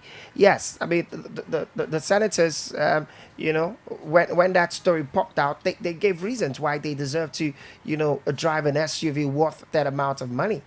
And all imported SUVs. All imported SUVs. Meanwhile, we have indigenous car makers in the country. Why are we not patronizing them? But I would like to get some things clear. These indigenous cars, we cannot mention the name. No, we can't. So, are they really made in Nigeria? Well, of course they are made in Nigeria. Are they made in Nigeria, yeah. Made in Nigeria, or the parts are imported to Nigeria and they are fixed here in Nigeria? Nigeria. That doesn't even matter at this point. At They are the moment, made yes. in they are What we made in know Nigeria. is they're made in Nigeria. Nigerian cars constructed by Nigerian engineers, designed by Nigerian designers, and all of that. So they are made in Nigeria cars. I will have to do more research on that one, because I don't think we have the wherewithal to make cars. Oh, come on! If you go to a place like Anambra State, the governor makes use of that car brand. That car brand, right? And it's nice. One of the car brand is a Nigerian automobile manufacturing headquartered in Nnewi, Anambra State, Nigeria, founded by a vehicle. What I'm saying making here in the country. What I'm saying is the components that makes this car, the engine, the parts, and all that. Come on, Zlatan. That's not actually what is important here. That is not what is important. I'm just saying that if you are talking about imported cars and the ones made in Nigeria, I want to also make it clear: are they really made in Nigeria? The idea is made in Nigeria. So what is your argument here? The location of making it is Nigeria. Even if it's another car brand and it's made in Nigeria, it is still made in Nigeria. Let's take this call. Hello, good morning. Hello, good morning. It's Michael calling back. Okay, Michael, good to have you back. Yeah, real quick, please. Yeah. Yes, we were talking about made in Nigeria, right? Yeah. That bros is very, very right. You understand? So there are many things that is made in Nigeria, but the raw materials has been transferred. Thank you. Has been imported from other country to our country. You understand? But example, I'm into business. I do business. You understand? Okay. Like, I'm Alaba International. You understand? So I made it like. I understand the situation of the country, especially when it comes to businesses like made in Nigeria or imports. We have some products that they are made in Nigeria, but the raw materials they are imports from abroad. So now when they want to tell you, they will tell you that dollar is right, dollar is that. But based on they bought that very expensive at that time, so they have to sell it. Hello. Well, I understand what you all are trying to say, but the idea that says made in Nigeria, of course, is what I'm particular about. Even if it is some of these people will tell you they import the engine and a couple of other things to now assemble and package it here in the country. Do you know that what that will mean is that since you're buying it from Nigeria, you are no more importing. So the prices of importation and the clearance and price and all of that. You fix that maybe the total package. I can remember there was a time this particular artist got a very expensive car, and it will surprise you that the amount he got that car, a really, really high amount. We're talking about over 400 million. He had to pay almost the same amount of money to clear that goods and bring it down to Nigeria from where he bought it abroad. So think about that.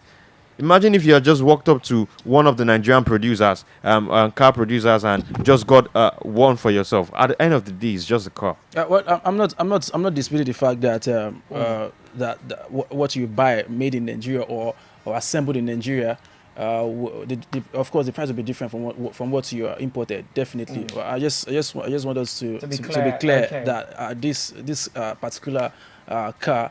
Are they really made in Nigeria or they are assembled in Nigeria? Just to make things clear. We want to ask the question if the presidency has come out to say, because all of these we're trying to do is to see how we can, move from a consuming nation to at least a producing nation. That's what really matters. One of the mantra of and it's the Labour small. Party presidential candidate Peter Obi, if we can start producing and also build trust.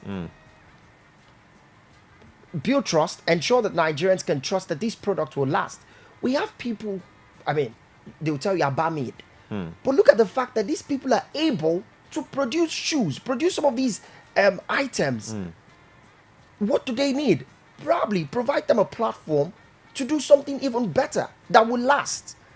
Some of these people make clothes, they make shoes, they make bags.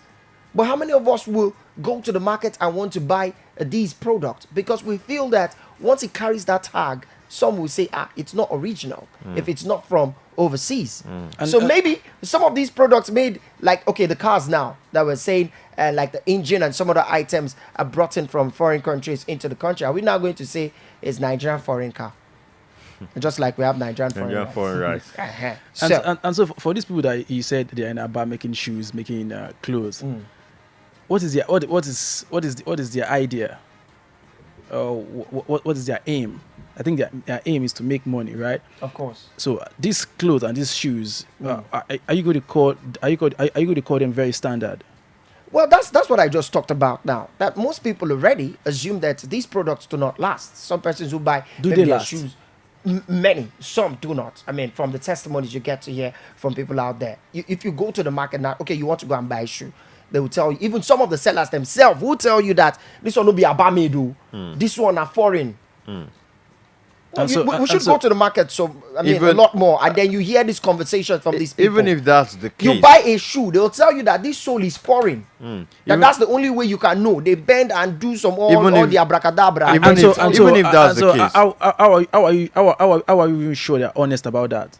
Well, I do not. That's why I want to say that even that is the case, you have to allow them to build the trust first. You have to patronize them enough for them to step up their production into better quality. Even China, that people say this one are China, this one are China. But at least they produce but they produce it, and today China still produces very, very, very wonderful products that we use. We cannot do without. They barely use foreign-made technological items so there. Even if it's bad or not, they use it like that. Exactly. So we have a message here. This one says made in Nigeria cars. The bodywork and interior are made in Nigeria. The only thing that is brought from abroad is the engine part, and it is assembled here in Nigeria. We understand. Thank you very much for sharing. But at the end of the day, what is it called?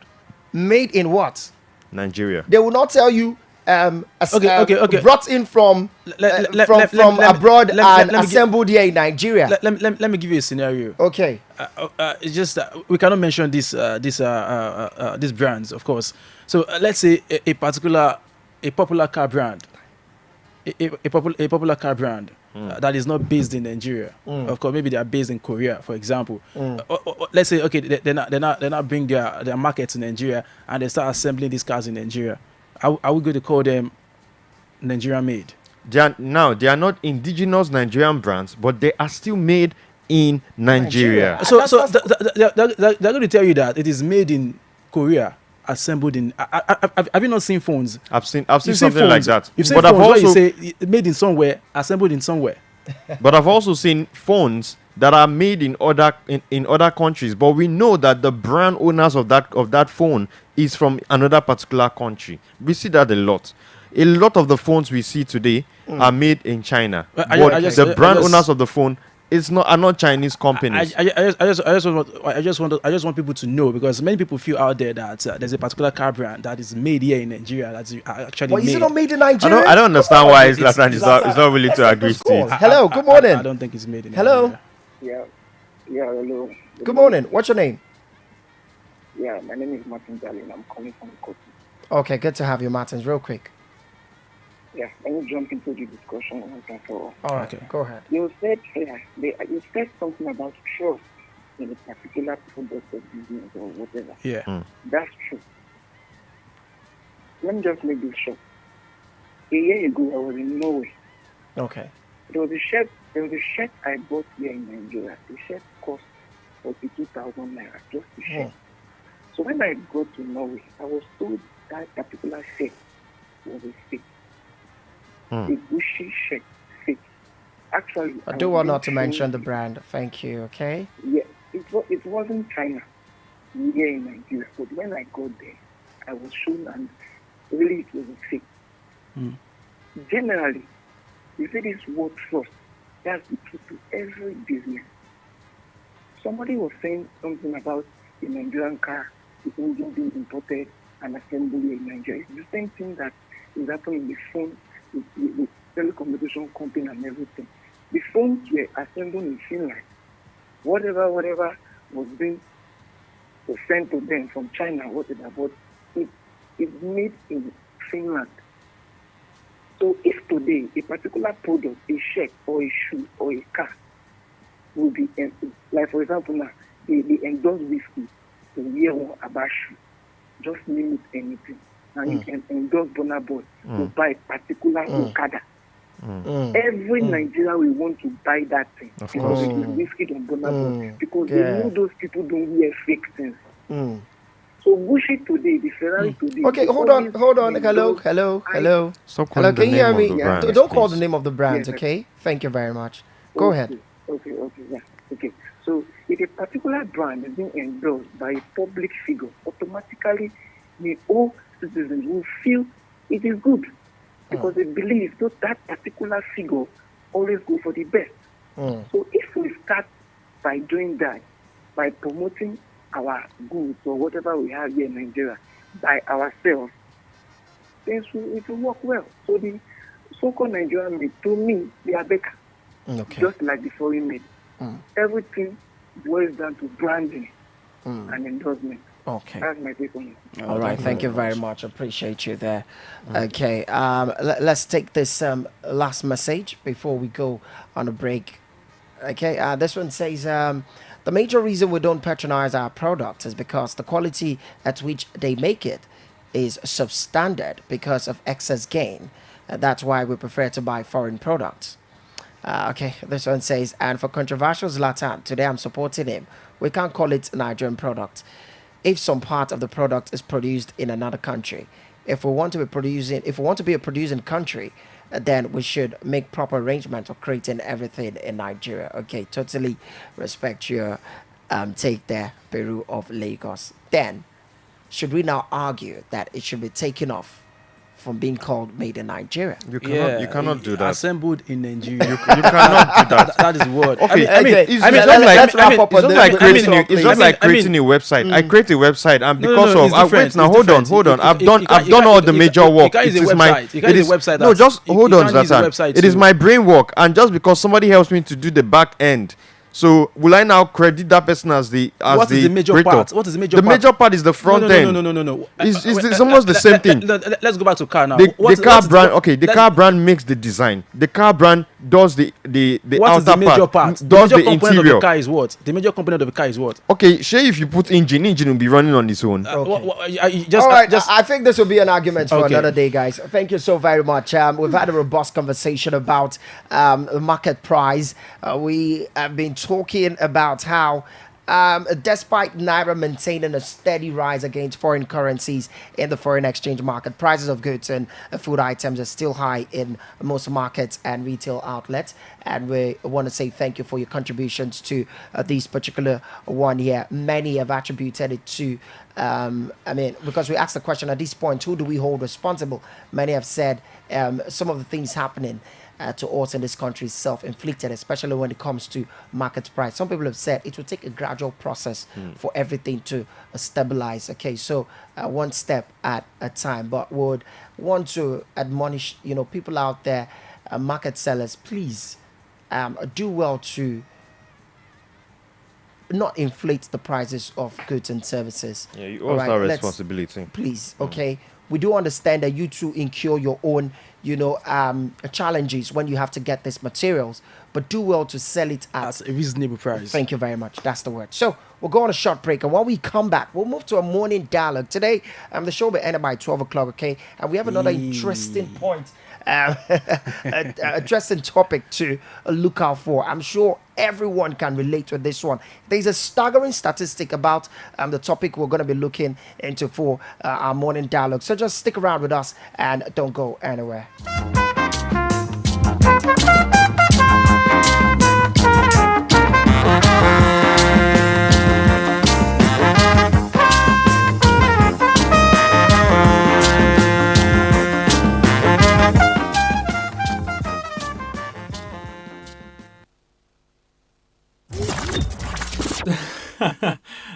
Hey guy, why are you smiling? Well, that's because I'm listening to the Jubilee Mid-Morning Show on Jubilee 99.7 FM Lagos. Don't touch that radio. They got plenty of information. They got plenty of entertainment. In fact, it's an all-round entertainment from 9 a.m. to 12 p.m. Mondays through Fridays.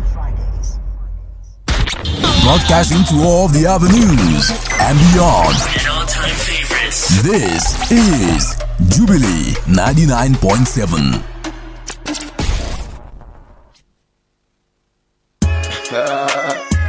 You know about love to do. Zion Lulu Beats. Alone that Shamisi. I thank God this year, we won't run it. I thank God this year, we won't win again. I thank God this year, we won't run it. I thank God this year, we won't win again. I thank God for my life. My do learn to show me. I thank God for everything I got in life. Say, if not be God, where for day today. Enemies want to make me shame. But Baba God talk, say my boy no go shame. Irú yìí kọ́ lẹ máa múru wa máa ké. Ọlọ́run ọba ti gbé mi lékè, ó ti dé mi ládé. Kìnìún ẹ̀yà Júdà, ẹ̀yìn ayé mojúbà. Mojúbà àgbàlagbà, mojúbà ọmọdé. Mojúbà obìnrin, mojúbà ọkùnrin. Mojúbà ni mi ò ṣàfojúdi. Ẹ jẹ́ kí bá tèmi kó yẹ mí. I thank God this year pé wọn ò wá mi tì. I thank God this year pé wọn ò gbé mi gbìn. I thank God this year pé wọn ò wá mi tì. I thank God this year pé wọn ò gbé mi gbìn. I thank God this year pé wọn ò wá mi tì. I thank God this year pé wọn ò gbé mi gbìn. Alhamdulillah lórí gbogbo tí mo dá lẹ́nu. Ọlọ́run bá mo dúpẹ́ àwọn tó bí mi lóore tán ní kí ni dáadáa mi fẹ́ dà. Mo dúpẹ́ pé dáadáa mi ti dán dáadáa mọ́ wọn lọ́wọ́. Alhamdulillah kándú lẹ́yìn fìtílà làwà. Ògo ni wá kò ń ṣe tẹ́lẹ̀ pa. Iná Olúwa kò sí ohun tí nẹ́pà kan lè pa. Lábalábá yín tó fẹ́ pa náà súyà ẹ sọ fún kó máa rọ́jú. Bọ́sikàtù yín tó nóun fẹ́ náà sójà ẹ sọ fún pé kó máa tọ́jú owó hospital. Wọ́n sọ fún kò gbọ́, wọ́n wí fún kò gbà. Òun lọ máa sọ fọ́mọ àwí ìpa bẹ́ẹ̀ tó bá ti ṣe ohun tójú ẹ̀ka. Ẹran kékeré lọ́dẹ yín lè pa, ẹran ńlá lọ́dẹ tí wàá máa pa wọlé. I thank God this year pé wọn ò wá mi tì. I thank God this year pé wọn ò gbé mi gbìn. I thank God this year pé wọn ò wá mi tì. I thank God this year pé wọn ò gbé mi gbìn. I thank God this year pé wọn ò wá mi tì. I thank God this year, we won't wait me.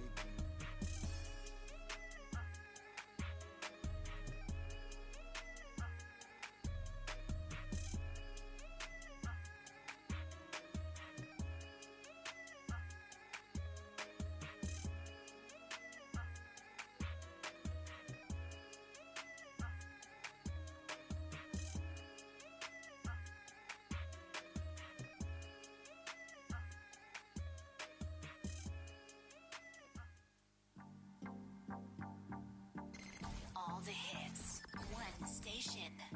We are Jubilee FM 99.7 Lagos.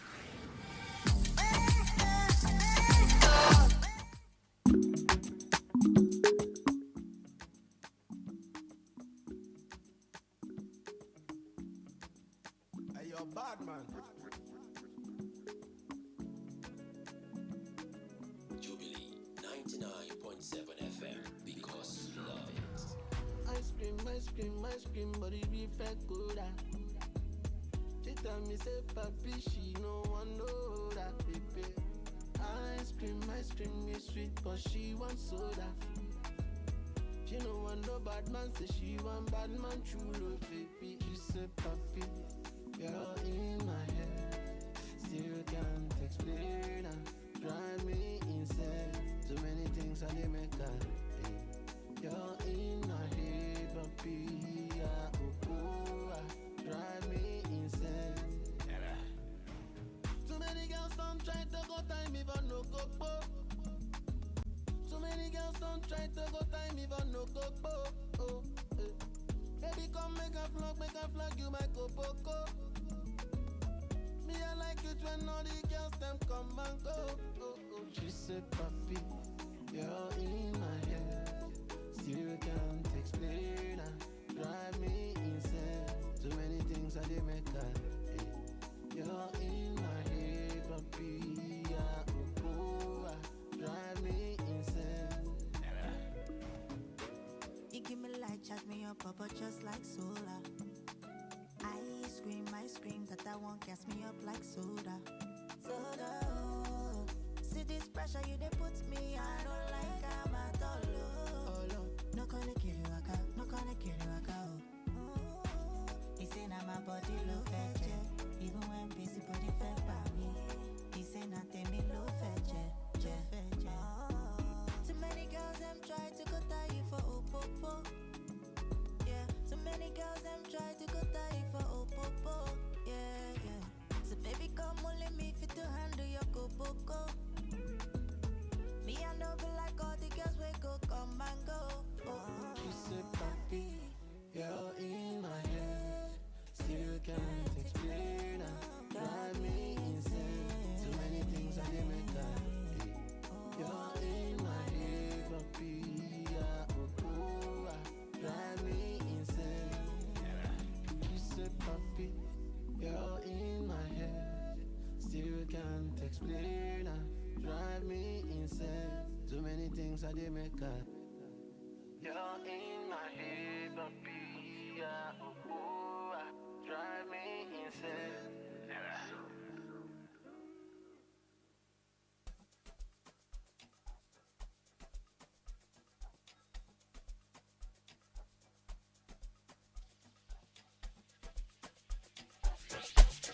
Salete y fetsa bien risotto.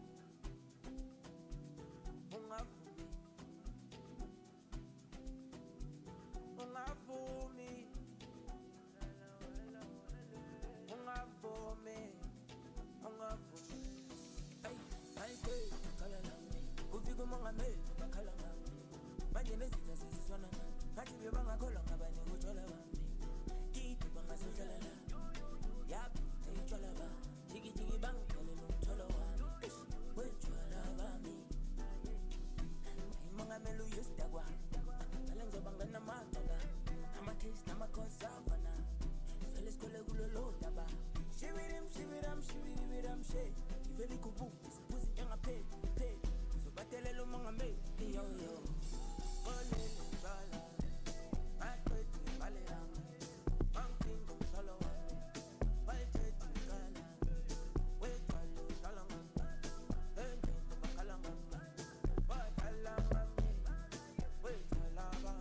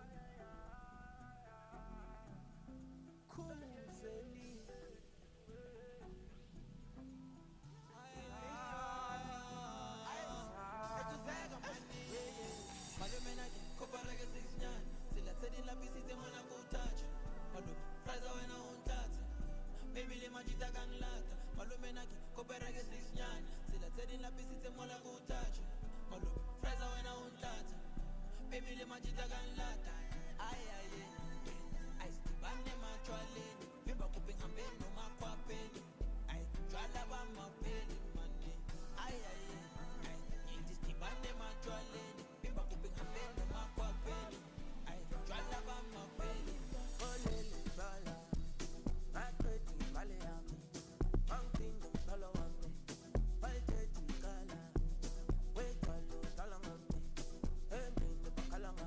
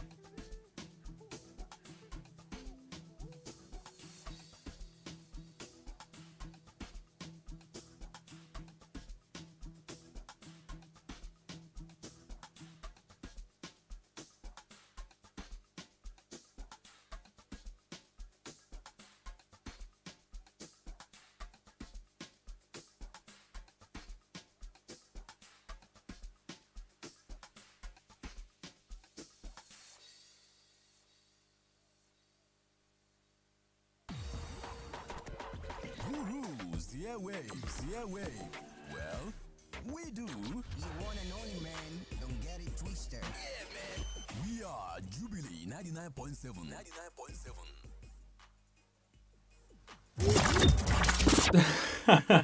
Hey guy, why are you smiling? Well, that's because I'm listening to the Jubilee Mid-Morning Show on Jubilee 99.7 FM Lagos.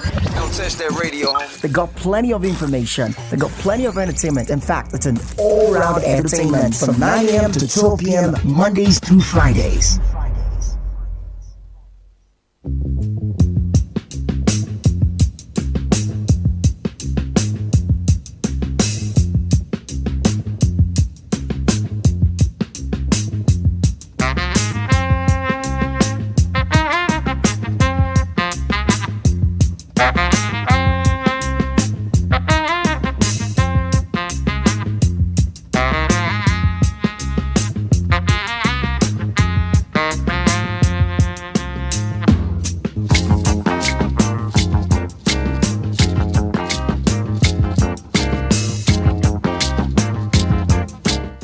All right, 23 minutes going past the hour of 11 o'clock. You're still listening to the Jubilee Mid-Morning Show on Jubilee 99.7 FM Lagos. Yes, it's an extended version of the show today on the award-winning radio station Jubilee 997 FM Lagos. We've got the Radio Monarch in the building and the Ace Strike. And, well, it's been fantastic.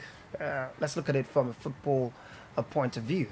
Fantastic showing there, like 6-star performance, just like Chelsea did yesterday. The only reason why we are doing this right now is because you're a Chelsea fan. But don't worry, it's fine. It's fine. Yeah, My day will come. I'm sure it slept over yesterday because me 6-0. When was the last time Chelsea scored 6 goals? 6 goals. Sometimes I don't think any team in the Premier League has gotten that score line. Well, Arsenal did. Yeah, I think 6-0. Yeah, they beat. Was it 6-0? Was it? They beat West Ham 6-0. They beat West Ham 6-0. Okay, yes. okay. So they did. So that was even more impressive because it was away from home. It's also fine. Remember, Chelsea lost the first leg to Everton by 2-0, and coming to Stamford Bridge yesterday, it's a depleted Chelsea side. We always know that Chelsea should be doing better, but is it depleted? I would really say depleted because terrible side, lacking consistency. But then I think the focus, the attraction now is Cole Palmer. So even if Chelsea, whatever happens to Chelsea at the end of the season, the Cole Palmer, right about now, if someone told contention for Premier League Player of the Year, Association Player of the Year, Golden Boots, yes, and all that. So if the only problem now is that Chelsea are not going to win anything. Or finish in the top 4 because if they are trying to say they can go to Europe, even in the top 6, if they finish in the top 4, maybe he would have had a chance to win that award. But then if Man City go on to win, it's based on individual performance. No. I thought that should be the reason. But then your team achievement will also come into play. So if Man City go on to win this Premier League, maybe Foden will have more chance than Cole Palmer. And if Arsenal, maybe the likes of Declan Rice and maybe Declan Rice. I don't care. I really do not care right about that. I'm still back in that victory. Thank you, guys. Well, over the years, the alarming growth of the internet and its wide acceptance, has actually led to increase in security threats. And in Nigeria today, we don't know that several internet assisted crimes known as cybercrimes are committed daily in various forms, such as fraudulent electronic mails, pornography, identity theft, hacking, cyber harassment, spamming, job scam. Yeah, it's still part of it. Automated telemachine spoofing, piracy, and name it. There's just plenty of it. And it is actually a threat against various institutions and people who are connected, to the internet, either through their computers or mobile technologies. Now, if you look at the exponential increase of this crime in the society today, it is, it has built a stronghold, and it should not be overlooked. Today, as of today, Nigeria is ranked 5th in a global report on sources of cybercrime activities. Yes, and that's the statistics there. Nigeria has been ranked 5th in a global report on sources of cybercrime activities, coming behind Russia which ranked number 1, and Ukraine, China, and the United States, which occupied second, third, and fourth positions, respectively. I'm surprised those countries are there, actually. I am actually surprised seeing Russia, seeing the United States of America, involved in this sort of activities, and then leaves you wondering what's going on. I was expecting that I was going to say India.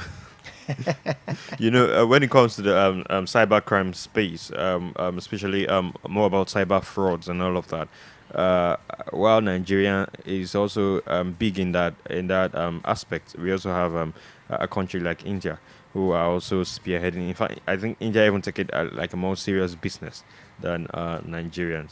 This cybercrime thing, especially in the fraud basis, is something that we have come to see that is very, very prevalent in Nigeria.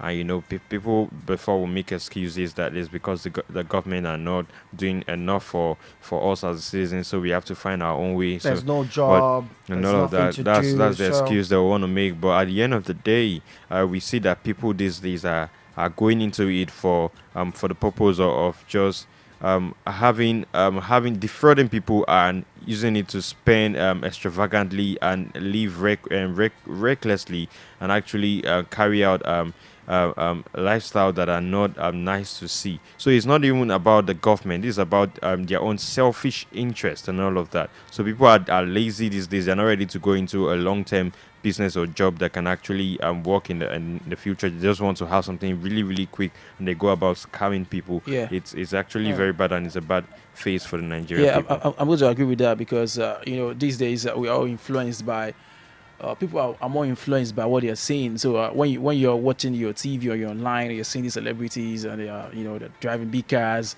they're living this celebrity lifestyle, wearing expensive clothes and all that, and you look at yourself and be like, man, what I'm doing right about now, the job I have, I cannot afford these things. And so if you want to live this kind of lifestyle, and of course you're not a musician or anything, you have to you feel, okay, I have to go into these activities, and then you go online and start defrauding people to get large sum of money to live that lifestyle. So that is the problem.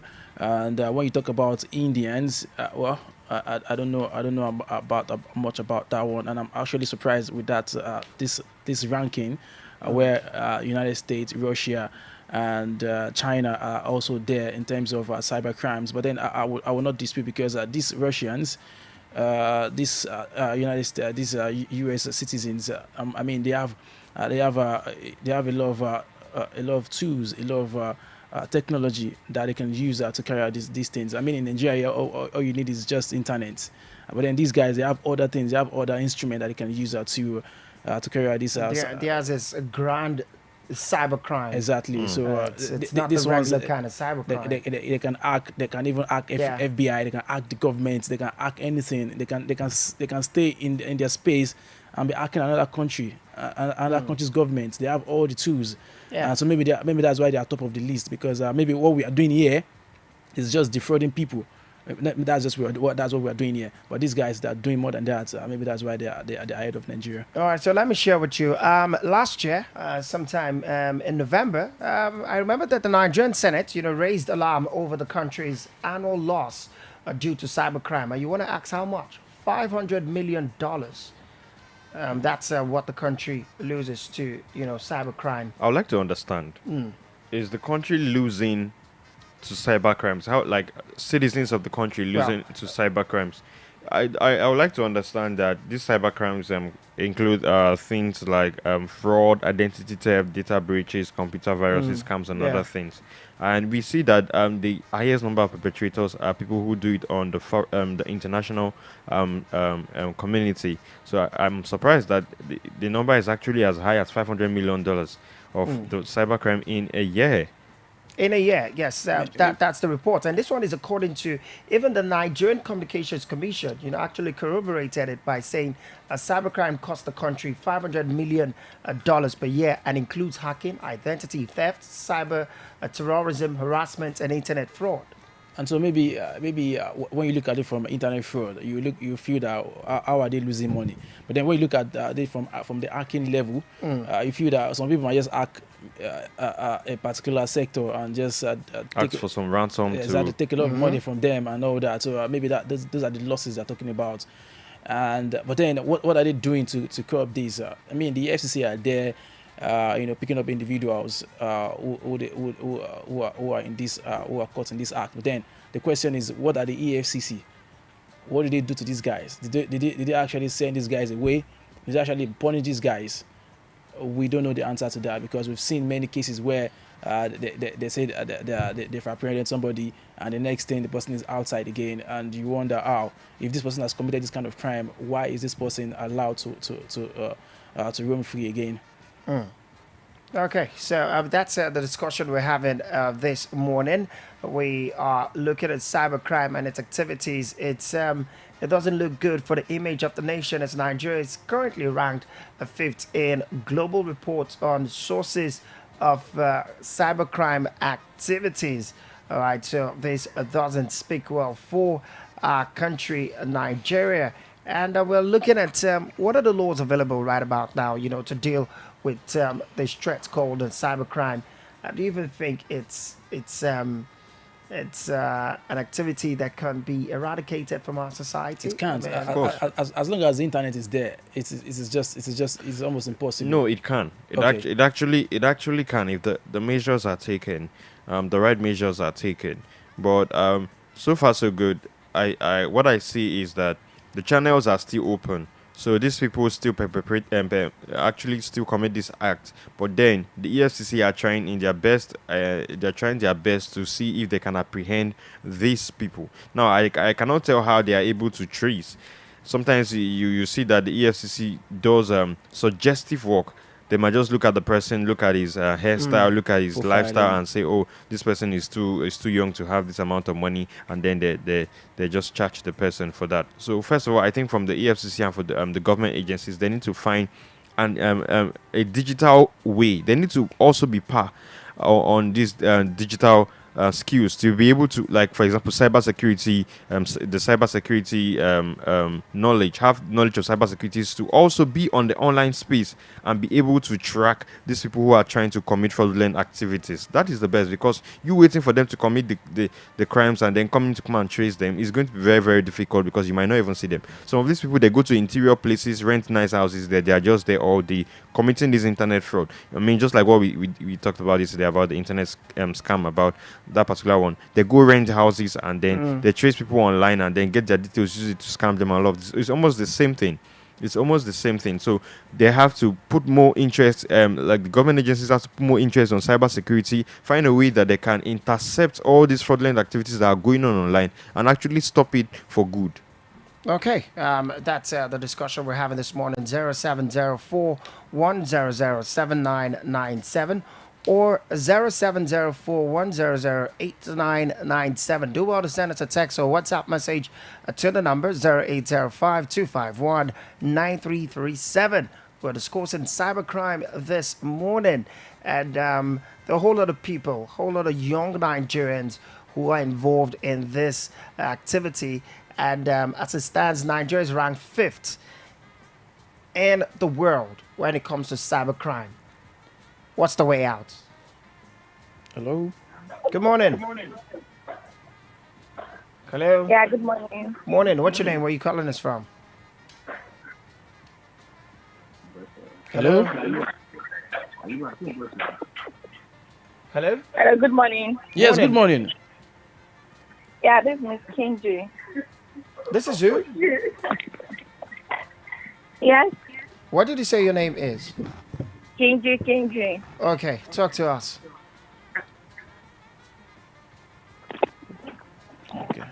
Okay, well, I think Kenji, she's not ready for us.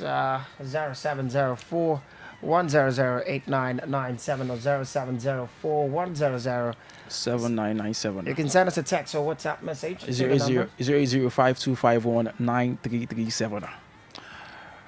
All right, so that's it there. We're trying to look for, how this issue regarding cybercrime can be dealt with in the country. It's looking like a means to, will I say, ease the wealth for some, Nigerians who, even when there's a job, they'll tell you they're not interested in picking up that job. Exactly. They just want to live a life of affluence, and they know that that job that they currently have or that is being offered to them cannot afford them that kind of lifestyle. So you see very young people who are celebrated in our society.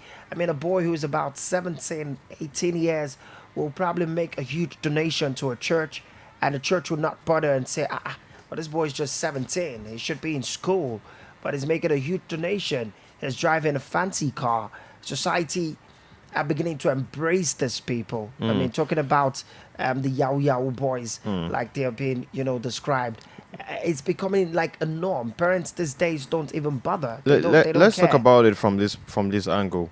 Number one, social media interest. Number two, peer group interest. Number three, also family and parental influence. Let me start from the last one. Now, we have seen parents these days that say that tells their parents it's like, it's not your mate that is doing this, it's not your mate, look at your mates, look at what they are doing, and all of that, and all this influence them. Some of them will say, I left home to go and hustle for home. They say, I want to hustle. What's the hustle you want to do? Fraud. Do you understand? Like these days, whenever someone uses that word in quotes, hustle, you're actually referring to an unpleasant means of making money, an illegal means of making money. That's the word. The word hustle has now been compromised in Nigeria. Also, let's look at peer group influence. Most of the highest case of internet fraud you see today are influences from friends. So you see that you grew up with your friend, and then you went to the university. Your friend probably was in the university. He dropped out, and before you know, your friend has actually made a lot of money. He's balling, going to different clubs and all of that. He's posting pictures on Instagram. He's driving the latest cars and all of that. And before you see, I'm here. I'm going to school. I won't lie to you. This was actually something that actually happened to me. In fact, I am a living testimony of this.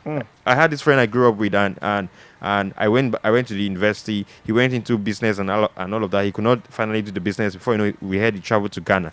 And then when this guy came back, by then I'd already graduated. I was just waiting for NYC. And when he came back with a car. He came back. He was now on dread. He was looking really well. He was like he made a lot of money. And so when I had a conversation with him, I was like, bro, what's going on? He's like, I'm hustling. Like I'm hustling at this street, that kind of thing. That's what the word they now use, at this street and all of that. I'm like, how is this going? What's the name of that street? I wish I knew the name of the street. Of course. So there was this particular time. So he asked me, what am I doing right now? So I told him I'm teaching in a school. He was like, how much am I earning? I told him how much I'm. He was like, bro, that is just one. That's what I spend for my four every day. And I'm like, for breakfast. I thought it was gonna say that's what and you I'm spend like, for breakfast and lunch. wow. Like, you know how you're being oppressed, and now all of these kind of influences can actually make you want to go and be part of the business or the part of the illegal things he does to actually get his money. And like he's really rich. He got so rich up to the extent that he even acquired houses in Lagos. He was now into real estate. I'm like, wow. You see, if not of my consciousness and all of that, I would say, if my mate is doing this, then what am I waiting for? So that's where peer group influence also plays a big role. And then social media influences. Sometimes you see, whenever especially when you're on Instagram, you see a lot of people post pictures, and you see that it seems like nobody in your age bracket is actually broke. That's what they make you feel. Everybody who is in your age bracket posts a picture. You see him on a Benz, you see him on different car brands. Sorry, I mentioned that. And they're all chilling. They're all going to nice hotels and all of that. And you are like, am I a coconut? Am I a spoon? What am I doing with my life? I should try to ask questions and see what they do, so that I can actually also do it too. So that's how it all starts. Yeah, Hello. good morning, Uncle Emo. Good morning, Madam Akaite. Good to have you back. Uncle Dave, good morning. Good morning, Madam Ekaite. Uncle Eddie, Atlanta. Yes, good morning. Kake is calling back again. All right. In fact, when you talk of this internet fraud, my dear, they are so rampant, especially nowadays. I'm a witness of today. They arrested some boys that I knew, and I learned that they were on this. I was shocked. I said, You mean this is no wonder You are talking of 17. Don't not even reach 17. From 15, 16. Yeah, what happened? They said the boy, the big guy for is it army or police from abroad had the money. So these people, this boy has a very fat sum of money, and he was the only child that the parents ever had. So along the line, because of this internet fraud, they clear all the money that this boy had. All the money, very fat sum of money, and all of it, because of that, whether due to heartbreak or whatever, this boy died instantly because of that, because they cleared everything, nothing left. And the father was mad. The father was annoyed. He said the person who did this kind of thing to his son must be traced out. Guess what? He ordered all those people, AFCs and the rest of them, people they started tracing. It was in Nigeria that they came and found the boy who did this thing. Wow. And it was the boy that I knew very well. Wow. The papa, the mama, them did church. The boy used to come church, but the day they say it was this boy, I hardly believe. Two of them, the other one don't even talk of education. He stopped going to school. If you see the money this small boy is making, he bought a motor, build a house for the mama. But the papa is not supporting the boy. As he sent the money to the papa rejected it. He was even arrested by the police. I don't know how the boy managed. He went there and sought himself out.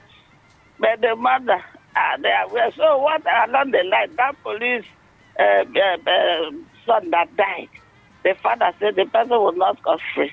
As they traced the boy, come to Nigeria.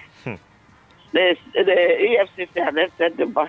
They said the boy must go for 30 years imprisonment. Wow. And this 30 years, he will serve in Nigeria, in abroad, 15 years. Then serve here, 15 years. So the boy was taken to abroad. As it is now, the boy is at abroad serving the prison term, the jail term. There are so many nowadays. Many of the young boys, they don't even care for school. Those people went to school and feel where is work. They are not working, no work. So this one they see as the fastest and easiest way. All this Yahoo of a thing and all this internet fraud. There are many. They don't even talk of 17. From 15, 16, I was even surprised. These children, how they even manage to know all these things. There are so many nowadays, and the parents, if they bring money, they'll be out there, my father's money, without asking the children, where do you have this money? What work are you doing? You have an account with the first of money. What work are you doing? In the hustle. Also, I didn't see you with any good. Are you selling one thing? You have a shop. You don't see the child with the shop. It's in the hustle. Before you know, flashy car. Before you know this. So parents might have work to do. If they see a child being like that, that's to ask them questions. How do you do? You know that if you are caught, it's a zero. If you are caught, you are on your own. Thank you. Good morning to my Mercy AJ, my senior brother. Thank you. Mr. D, Darby, and the rest of the people, Jubilee. Thank you, Madam Mikaite. Thank you so much. So that story, I saw that story. I think it was earlier this year, or the beginning of. Okay. Hello. Hello. Hello. This is AJ. AJ. Good morning. Good morning. Good morning to you. Let me first of all, venerate my sister. The only sister I have in the whole universe. My sister, Madam Mekaite. I have other sisters too, Oris. When Dave was, talking on that particular topic, I was shedding tears. Tears were trickling out of my sister. Oh my. I am so joyous that Dave has experienced academia. People don't value bakers. I'm trying to be paradoxical here. They don't value people who pick, the society, like teachers. Rather, they filth in them. They depravity in them. They trapship in them. Will always, divert them into honoring those from that angle you just mentioned, the swindlers. That is why society is in this state of decadence, and I doubt whether it will be obliterated. Imagine, people don't value knowledge anymore. What people value is money, avarice. And do I tell you the most vulnerable, the women. Oh my. If you do not, brandish yourself in what we call world of plutocracy, nobody recognizes you. It's a pity, it's tragic, it's highly traumatizing. It's okay, let the society continue to be. Someday, truth will prevail. Because I know one thing for sure, for certitude, that evil will never remain ceaselessly flowing like river. I won't say more than that. Okay. No, All right. Thank you very much, AJ. It's of my heart towards all of you. All right. Thank you very much. Appreciate you. Anytime. To Madam Ekaite's what she said. I mean, okay, that boy, that boy she's talking about, or the scenario she's talking about was I think they blackmailed this white boy, and so they collected a lot of money from him, and of course when he didn't have any money to pay again, they now released his nude online, and then he committed suicide. And that's why the parent took it up and traced Hello, it back to our last Nigeria. caller on the show. Hello. Hello. Yeah, good morning. Hello. Good morning, Billy. Hello. Can Hello. you hear me? Yeah, we can hear you. What's your name? Yes, Oluwashoka calling from Gondo. All right, good to have you. Real quick. Okay. You see, those people, they are really oppressed. Oh. They are the oppressor now. Because those Yahoo boys, they don't even allow us to see our partner again because they collected everything. Because any girl now, yes, yeah, that boy now Yahoo boy, they will deeply Flock fall to in them. love. They don't allow us to see anything. They are even oppress people with the money. They oppress people with the Yahoo they are doing. So what about we that is not doing it? Well, we don't even know about it. It's not that we cannot press. We know how to do it, but if we are looking at the repercussions you have got. So those people, they are really bad. So they are saying that they will oppress you with their cards. They will oppress you with the way they are bullying. In fact, girls don't even look our face nowadays. Try. And that is very bad thing. It Because is. most girls now, that is why most Yeah. girls died, because they use them for sacrifice. More they are dying, more they are coming to them. More increasing. I don't even know how to say it. I Because understand. those We understand what you're trying to say. people, this Yahoo operative, if it can be stopped in Nigeria, I will be very happy. Okay. My girlfriend recently now, it Oh was the my. Yahoo boy that collected it from me. Oh So my. imagine that. So he said, I don't have money, I don't do this, I don't have a big house, I don't have a big car. But the person he just fall in love with recently now, he has everything. But then you should be grateful that that Yahoo boy collected your girlfriend, because if you can collect your girlfriend, that means she's not a not the good right woman. one. She's not- So yeah, you she's should be not the glad good about one. that one. Yeah, I'm not even against that, because woman where you see so, they don't they carry her for head at any time. You know they body. So if not person will love me, people don't have keke they drive. So Abi if o. He will follow you. So, but these Yahoo boys, they really mean it. So they are there because before they have done it to me. They collected my money the time when NIN never come outside. They said they are a bank manager, Mr. I'm also a bank manager. They asked for my details. I refused to give them. It was one of my girlfriends then. That was around 2003. That give them the details because he doesn't know that they are Yahoo. He thinks that they are bank people. So they collected everything I have in that car, although the money is not much. It was that around at 5,000 naira then. It's much then. That was much then, no? Yeah, but after NIN, they now leave account issue. They are now doing it online to online. There are different ways they are.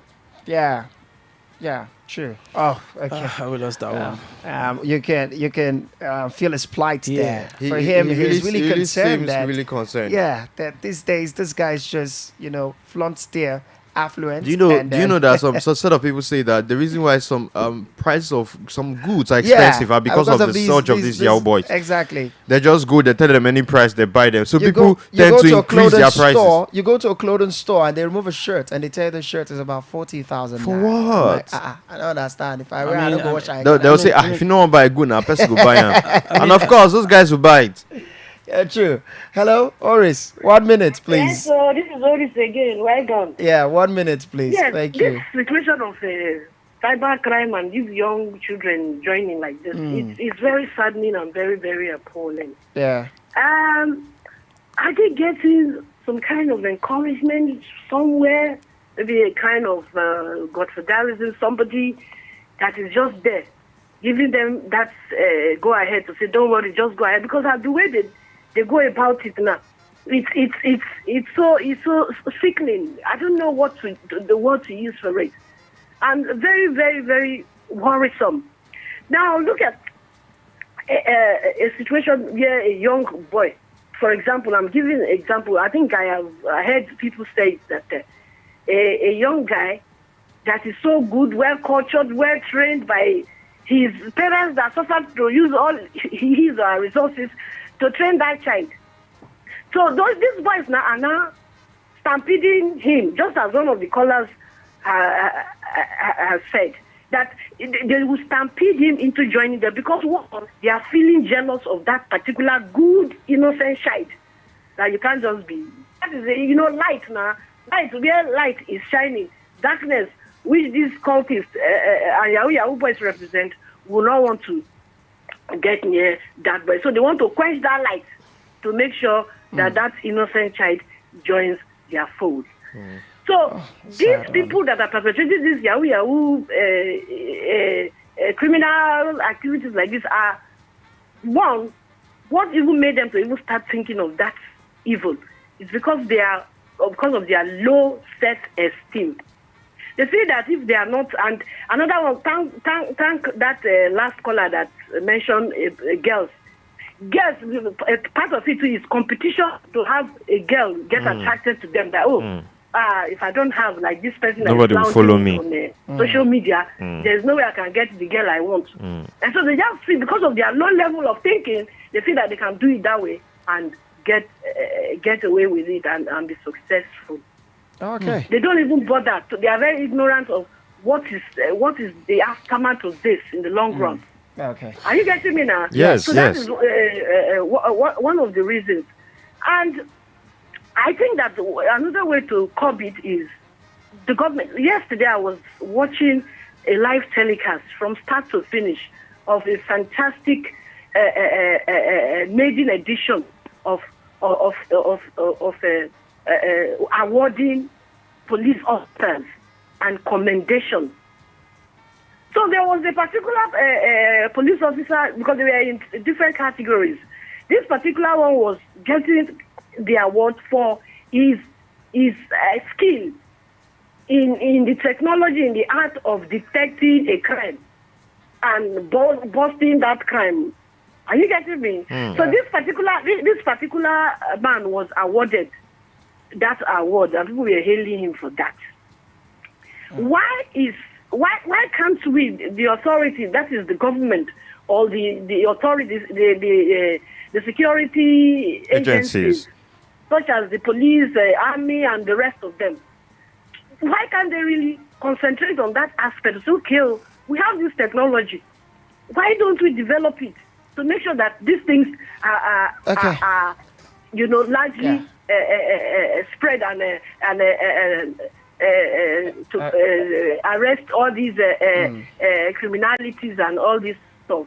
Okay. Are you getting me now? Yeah. So they should look into those areas. They critically look into those areas. Okay. And develop it. All right. So that to bring sanity to our life. Thank you so very much. Appreciate you. Let me take this message, and it will be a wrap. My take on cybercrime is that government should create opportunities for the teen and youth. In other countries, they give some amount of money to their teens and youth to keep up as they are unemployed. You can attest to that. That robbery cultism has drastically reduced in the country as a result of cybercrime. This one says that the society has already accepted cybercrime as part of employment opportunity for the society. If you aren't into it, then you are not wise or don't have a destiny, according to the way they talk to you psychologically. It's painful to see the society pan out this way. Even army and police have joined too. Well, I don't know about that too. A shout out to Mazi AJ. This one is coming from Peru of Lagos. Thank you very much for your take there.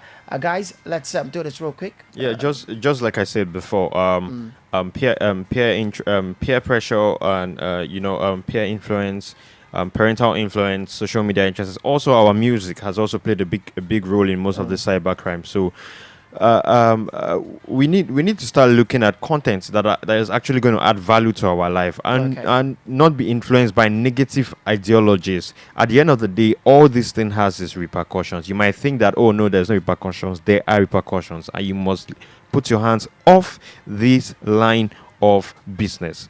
Okay. So that's what I can say. Put your hands off this line of business. That's from Radio Monarch David. Zlatan. Okay, and so even if you don't believe in repercussions, but then you should also have in mind that these people you're defrauding, they have they can die because of what you did to them. Just like this one that Madam Ekaite said, the boy committed suicide. So have it in mind that if you are defrauding these people of their money, maybe that's all they have, and these people commit suicide and they die one way or the other because of what you did, you should know that their blood is in your hands. So I think that alone should put you away from committing these crimes. All right, stay away from cybercrime. It doesn't lead to anything, because if you're caught, let me quickly reel out the. I'm trying to see. I thought I got that one earlier.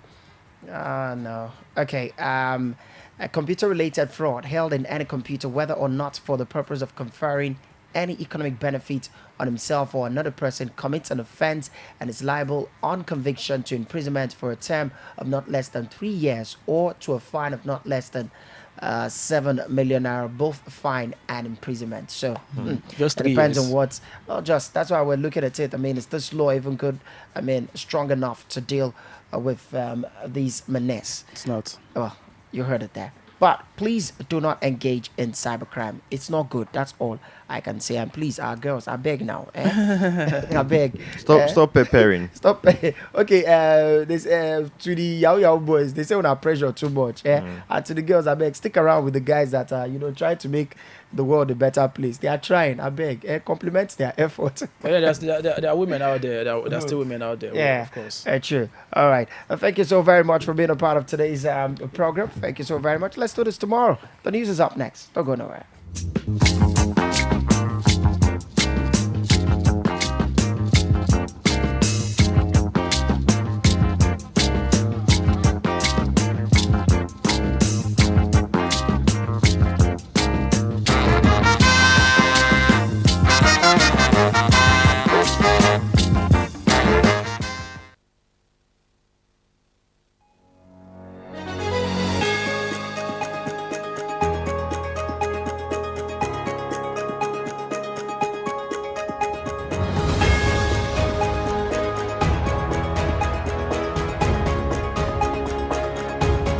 Very good afternoon. Thanks for joining us on Jubilee 99.7 FM News. I am Paschal Mfon Obong, In the news, President Bola Tinubu declared April 7 as National Police Day. He made the declaration through Vice President Kashim Shettima at the Maiden Award and Commendation event organized by the Nigeria Police Force in Abuja yesterday night. Delivering the president's speech titled Courage Under Fire, a bouquet for our police force, Vice President Kashim Shettima said, at a time in Nigeria's history when the nation's security architecture is being stretched beyond elastic limits, the citizens have been able to endure in the face of security threats as well as attacks on their lives and livelihoods due to the commitment of the police. He noted that his administration had been unequivocal about its resolve to transform the Nigeria police force into a modern, professional, and accountable institution that mirrors the aspirations and values of the nation.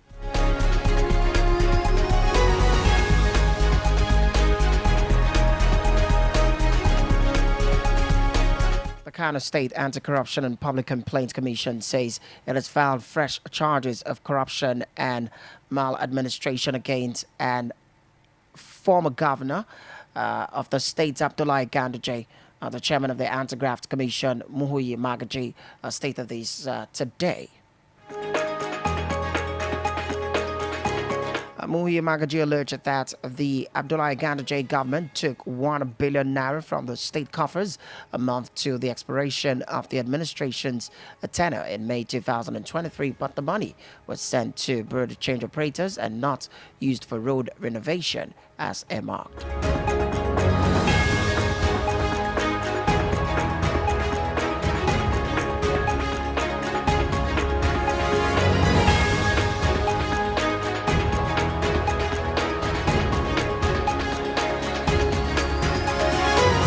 Sustaining Kano State, the embattled chairman of the Kano State Anti-Corruption and Public Complaints Commission, Muyi Magaji, says he's been instigated by some persons to investigate the current governor of the state, Abba Kabir Yusuf.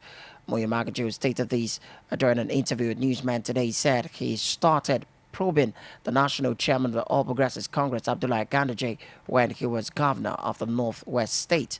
Muyi Magaji said though he was appointed by Abdullahi Ganduje to head the agency, he won't hesitate to prosecute alleged corruption by the immediate past administration in the state.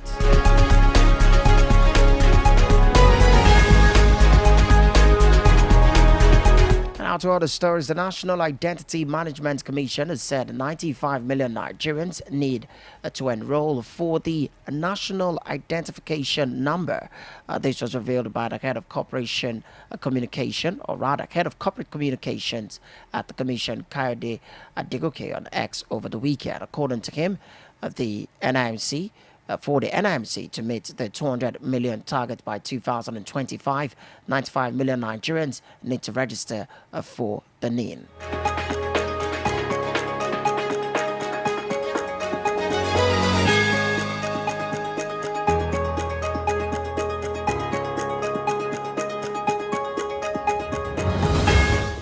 Following the emergency security meeting convened by Governor Abdullahi Sule yesterday, the Nasarawa state government has prescribed all ethnic vigilante groups operating in the state.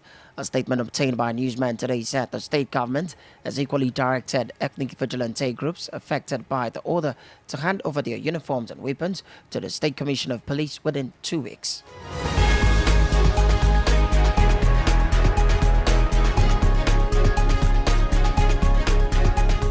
In fulfillment, Service Campaign promised the Akwa Ibom State Governor Umar Enos authorized the immediate release of 1.4 billion naira for further payments of gratuities. This was released in a press statement by the Chief Press Secretary to the Governor, Ekerete Udo, today. According to the statement, a breakdown of the payment showed that a total of 900 million naira was allocated for retired state civil servants and 500 million naira was earmarked for retired primary school teachers.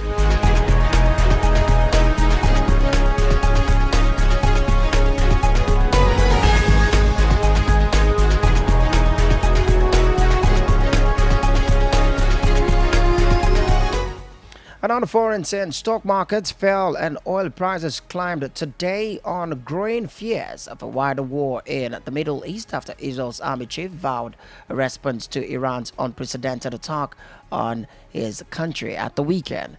The selling came after Wall Street's three main indexes tanked in response to forecast beating U.S. retail sales data that reinforced the view that the world's top economy remained in rude health and further dented hopes for interest rate cuts this year.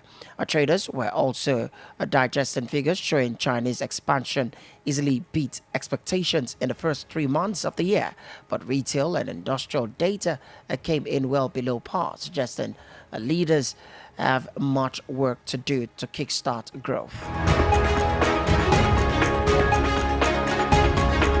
So staying on foreign scene, thousands of people in Ukraine were left without power today after strong winds and heavy rain damaged electrical infrastructure. The overnight storms put further strain on Ukraine's fragile energy system, already reeling from near continuous Russian bombardment for the past 3.5 weeks.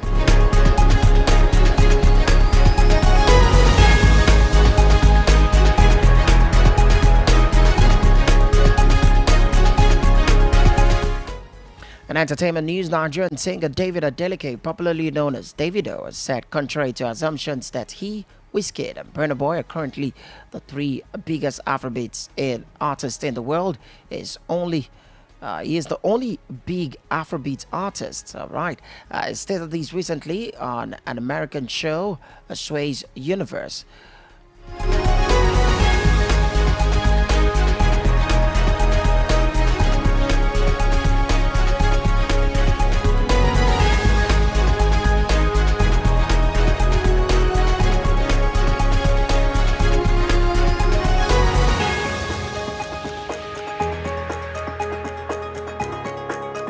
And finally, in sports news, Chelsea boss Mauricio Pochettino says he was so upset about the dispute over who would take the penalty in the 6-0 win over Everton and has warned his players not to do it again.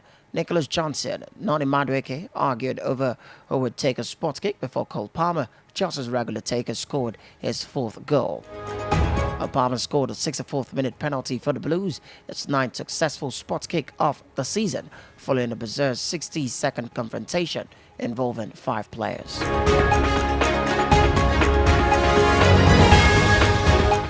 Dele Alli says he can see the light at the end of the tunnel and is targeting playing at the 2026 World Cup with England. The Everton midfielder, who is 28 years old, last played in February 2023 and has since been out with hip and groin injuries. He spoke in an emotional interview in July about his childhood, mental health issues, and time spent in rehab. Dele is contracted to Everton, who he joined in February 2022 until the end of the season. He said he hopes to return to full training by the end of the current campaign.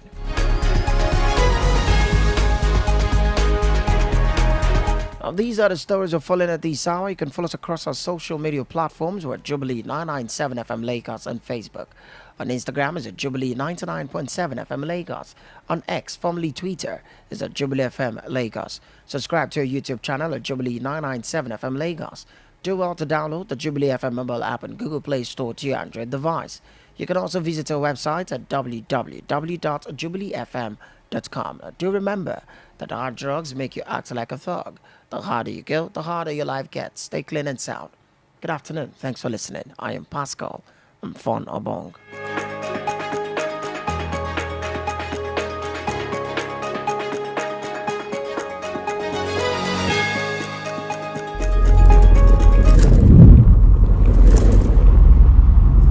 Jubilee 99.7 FM.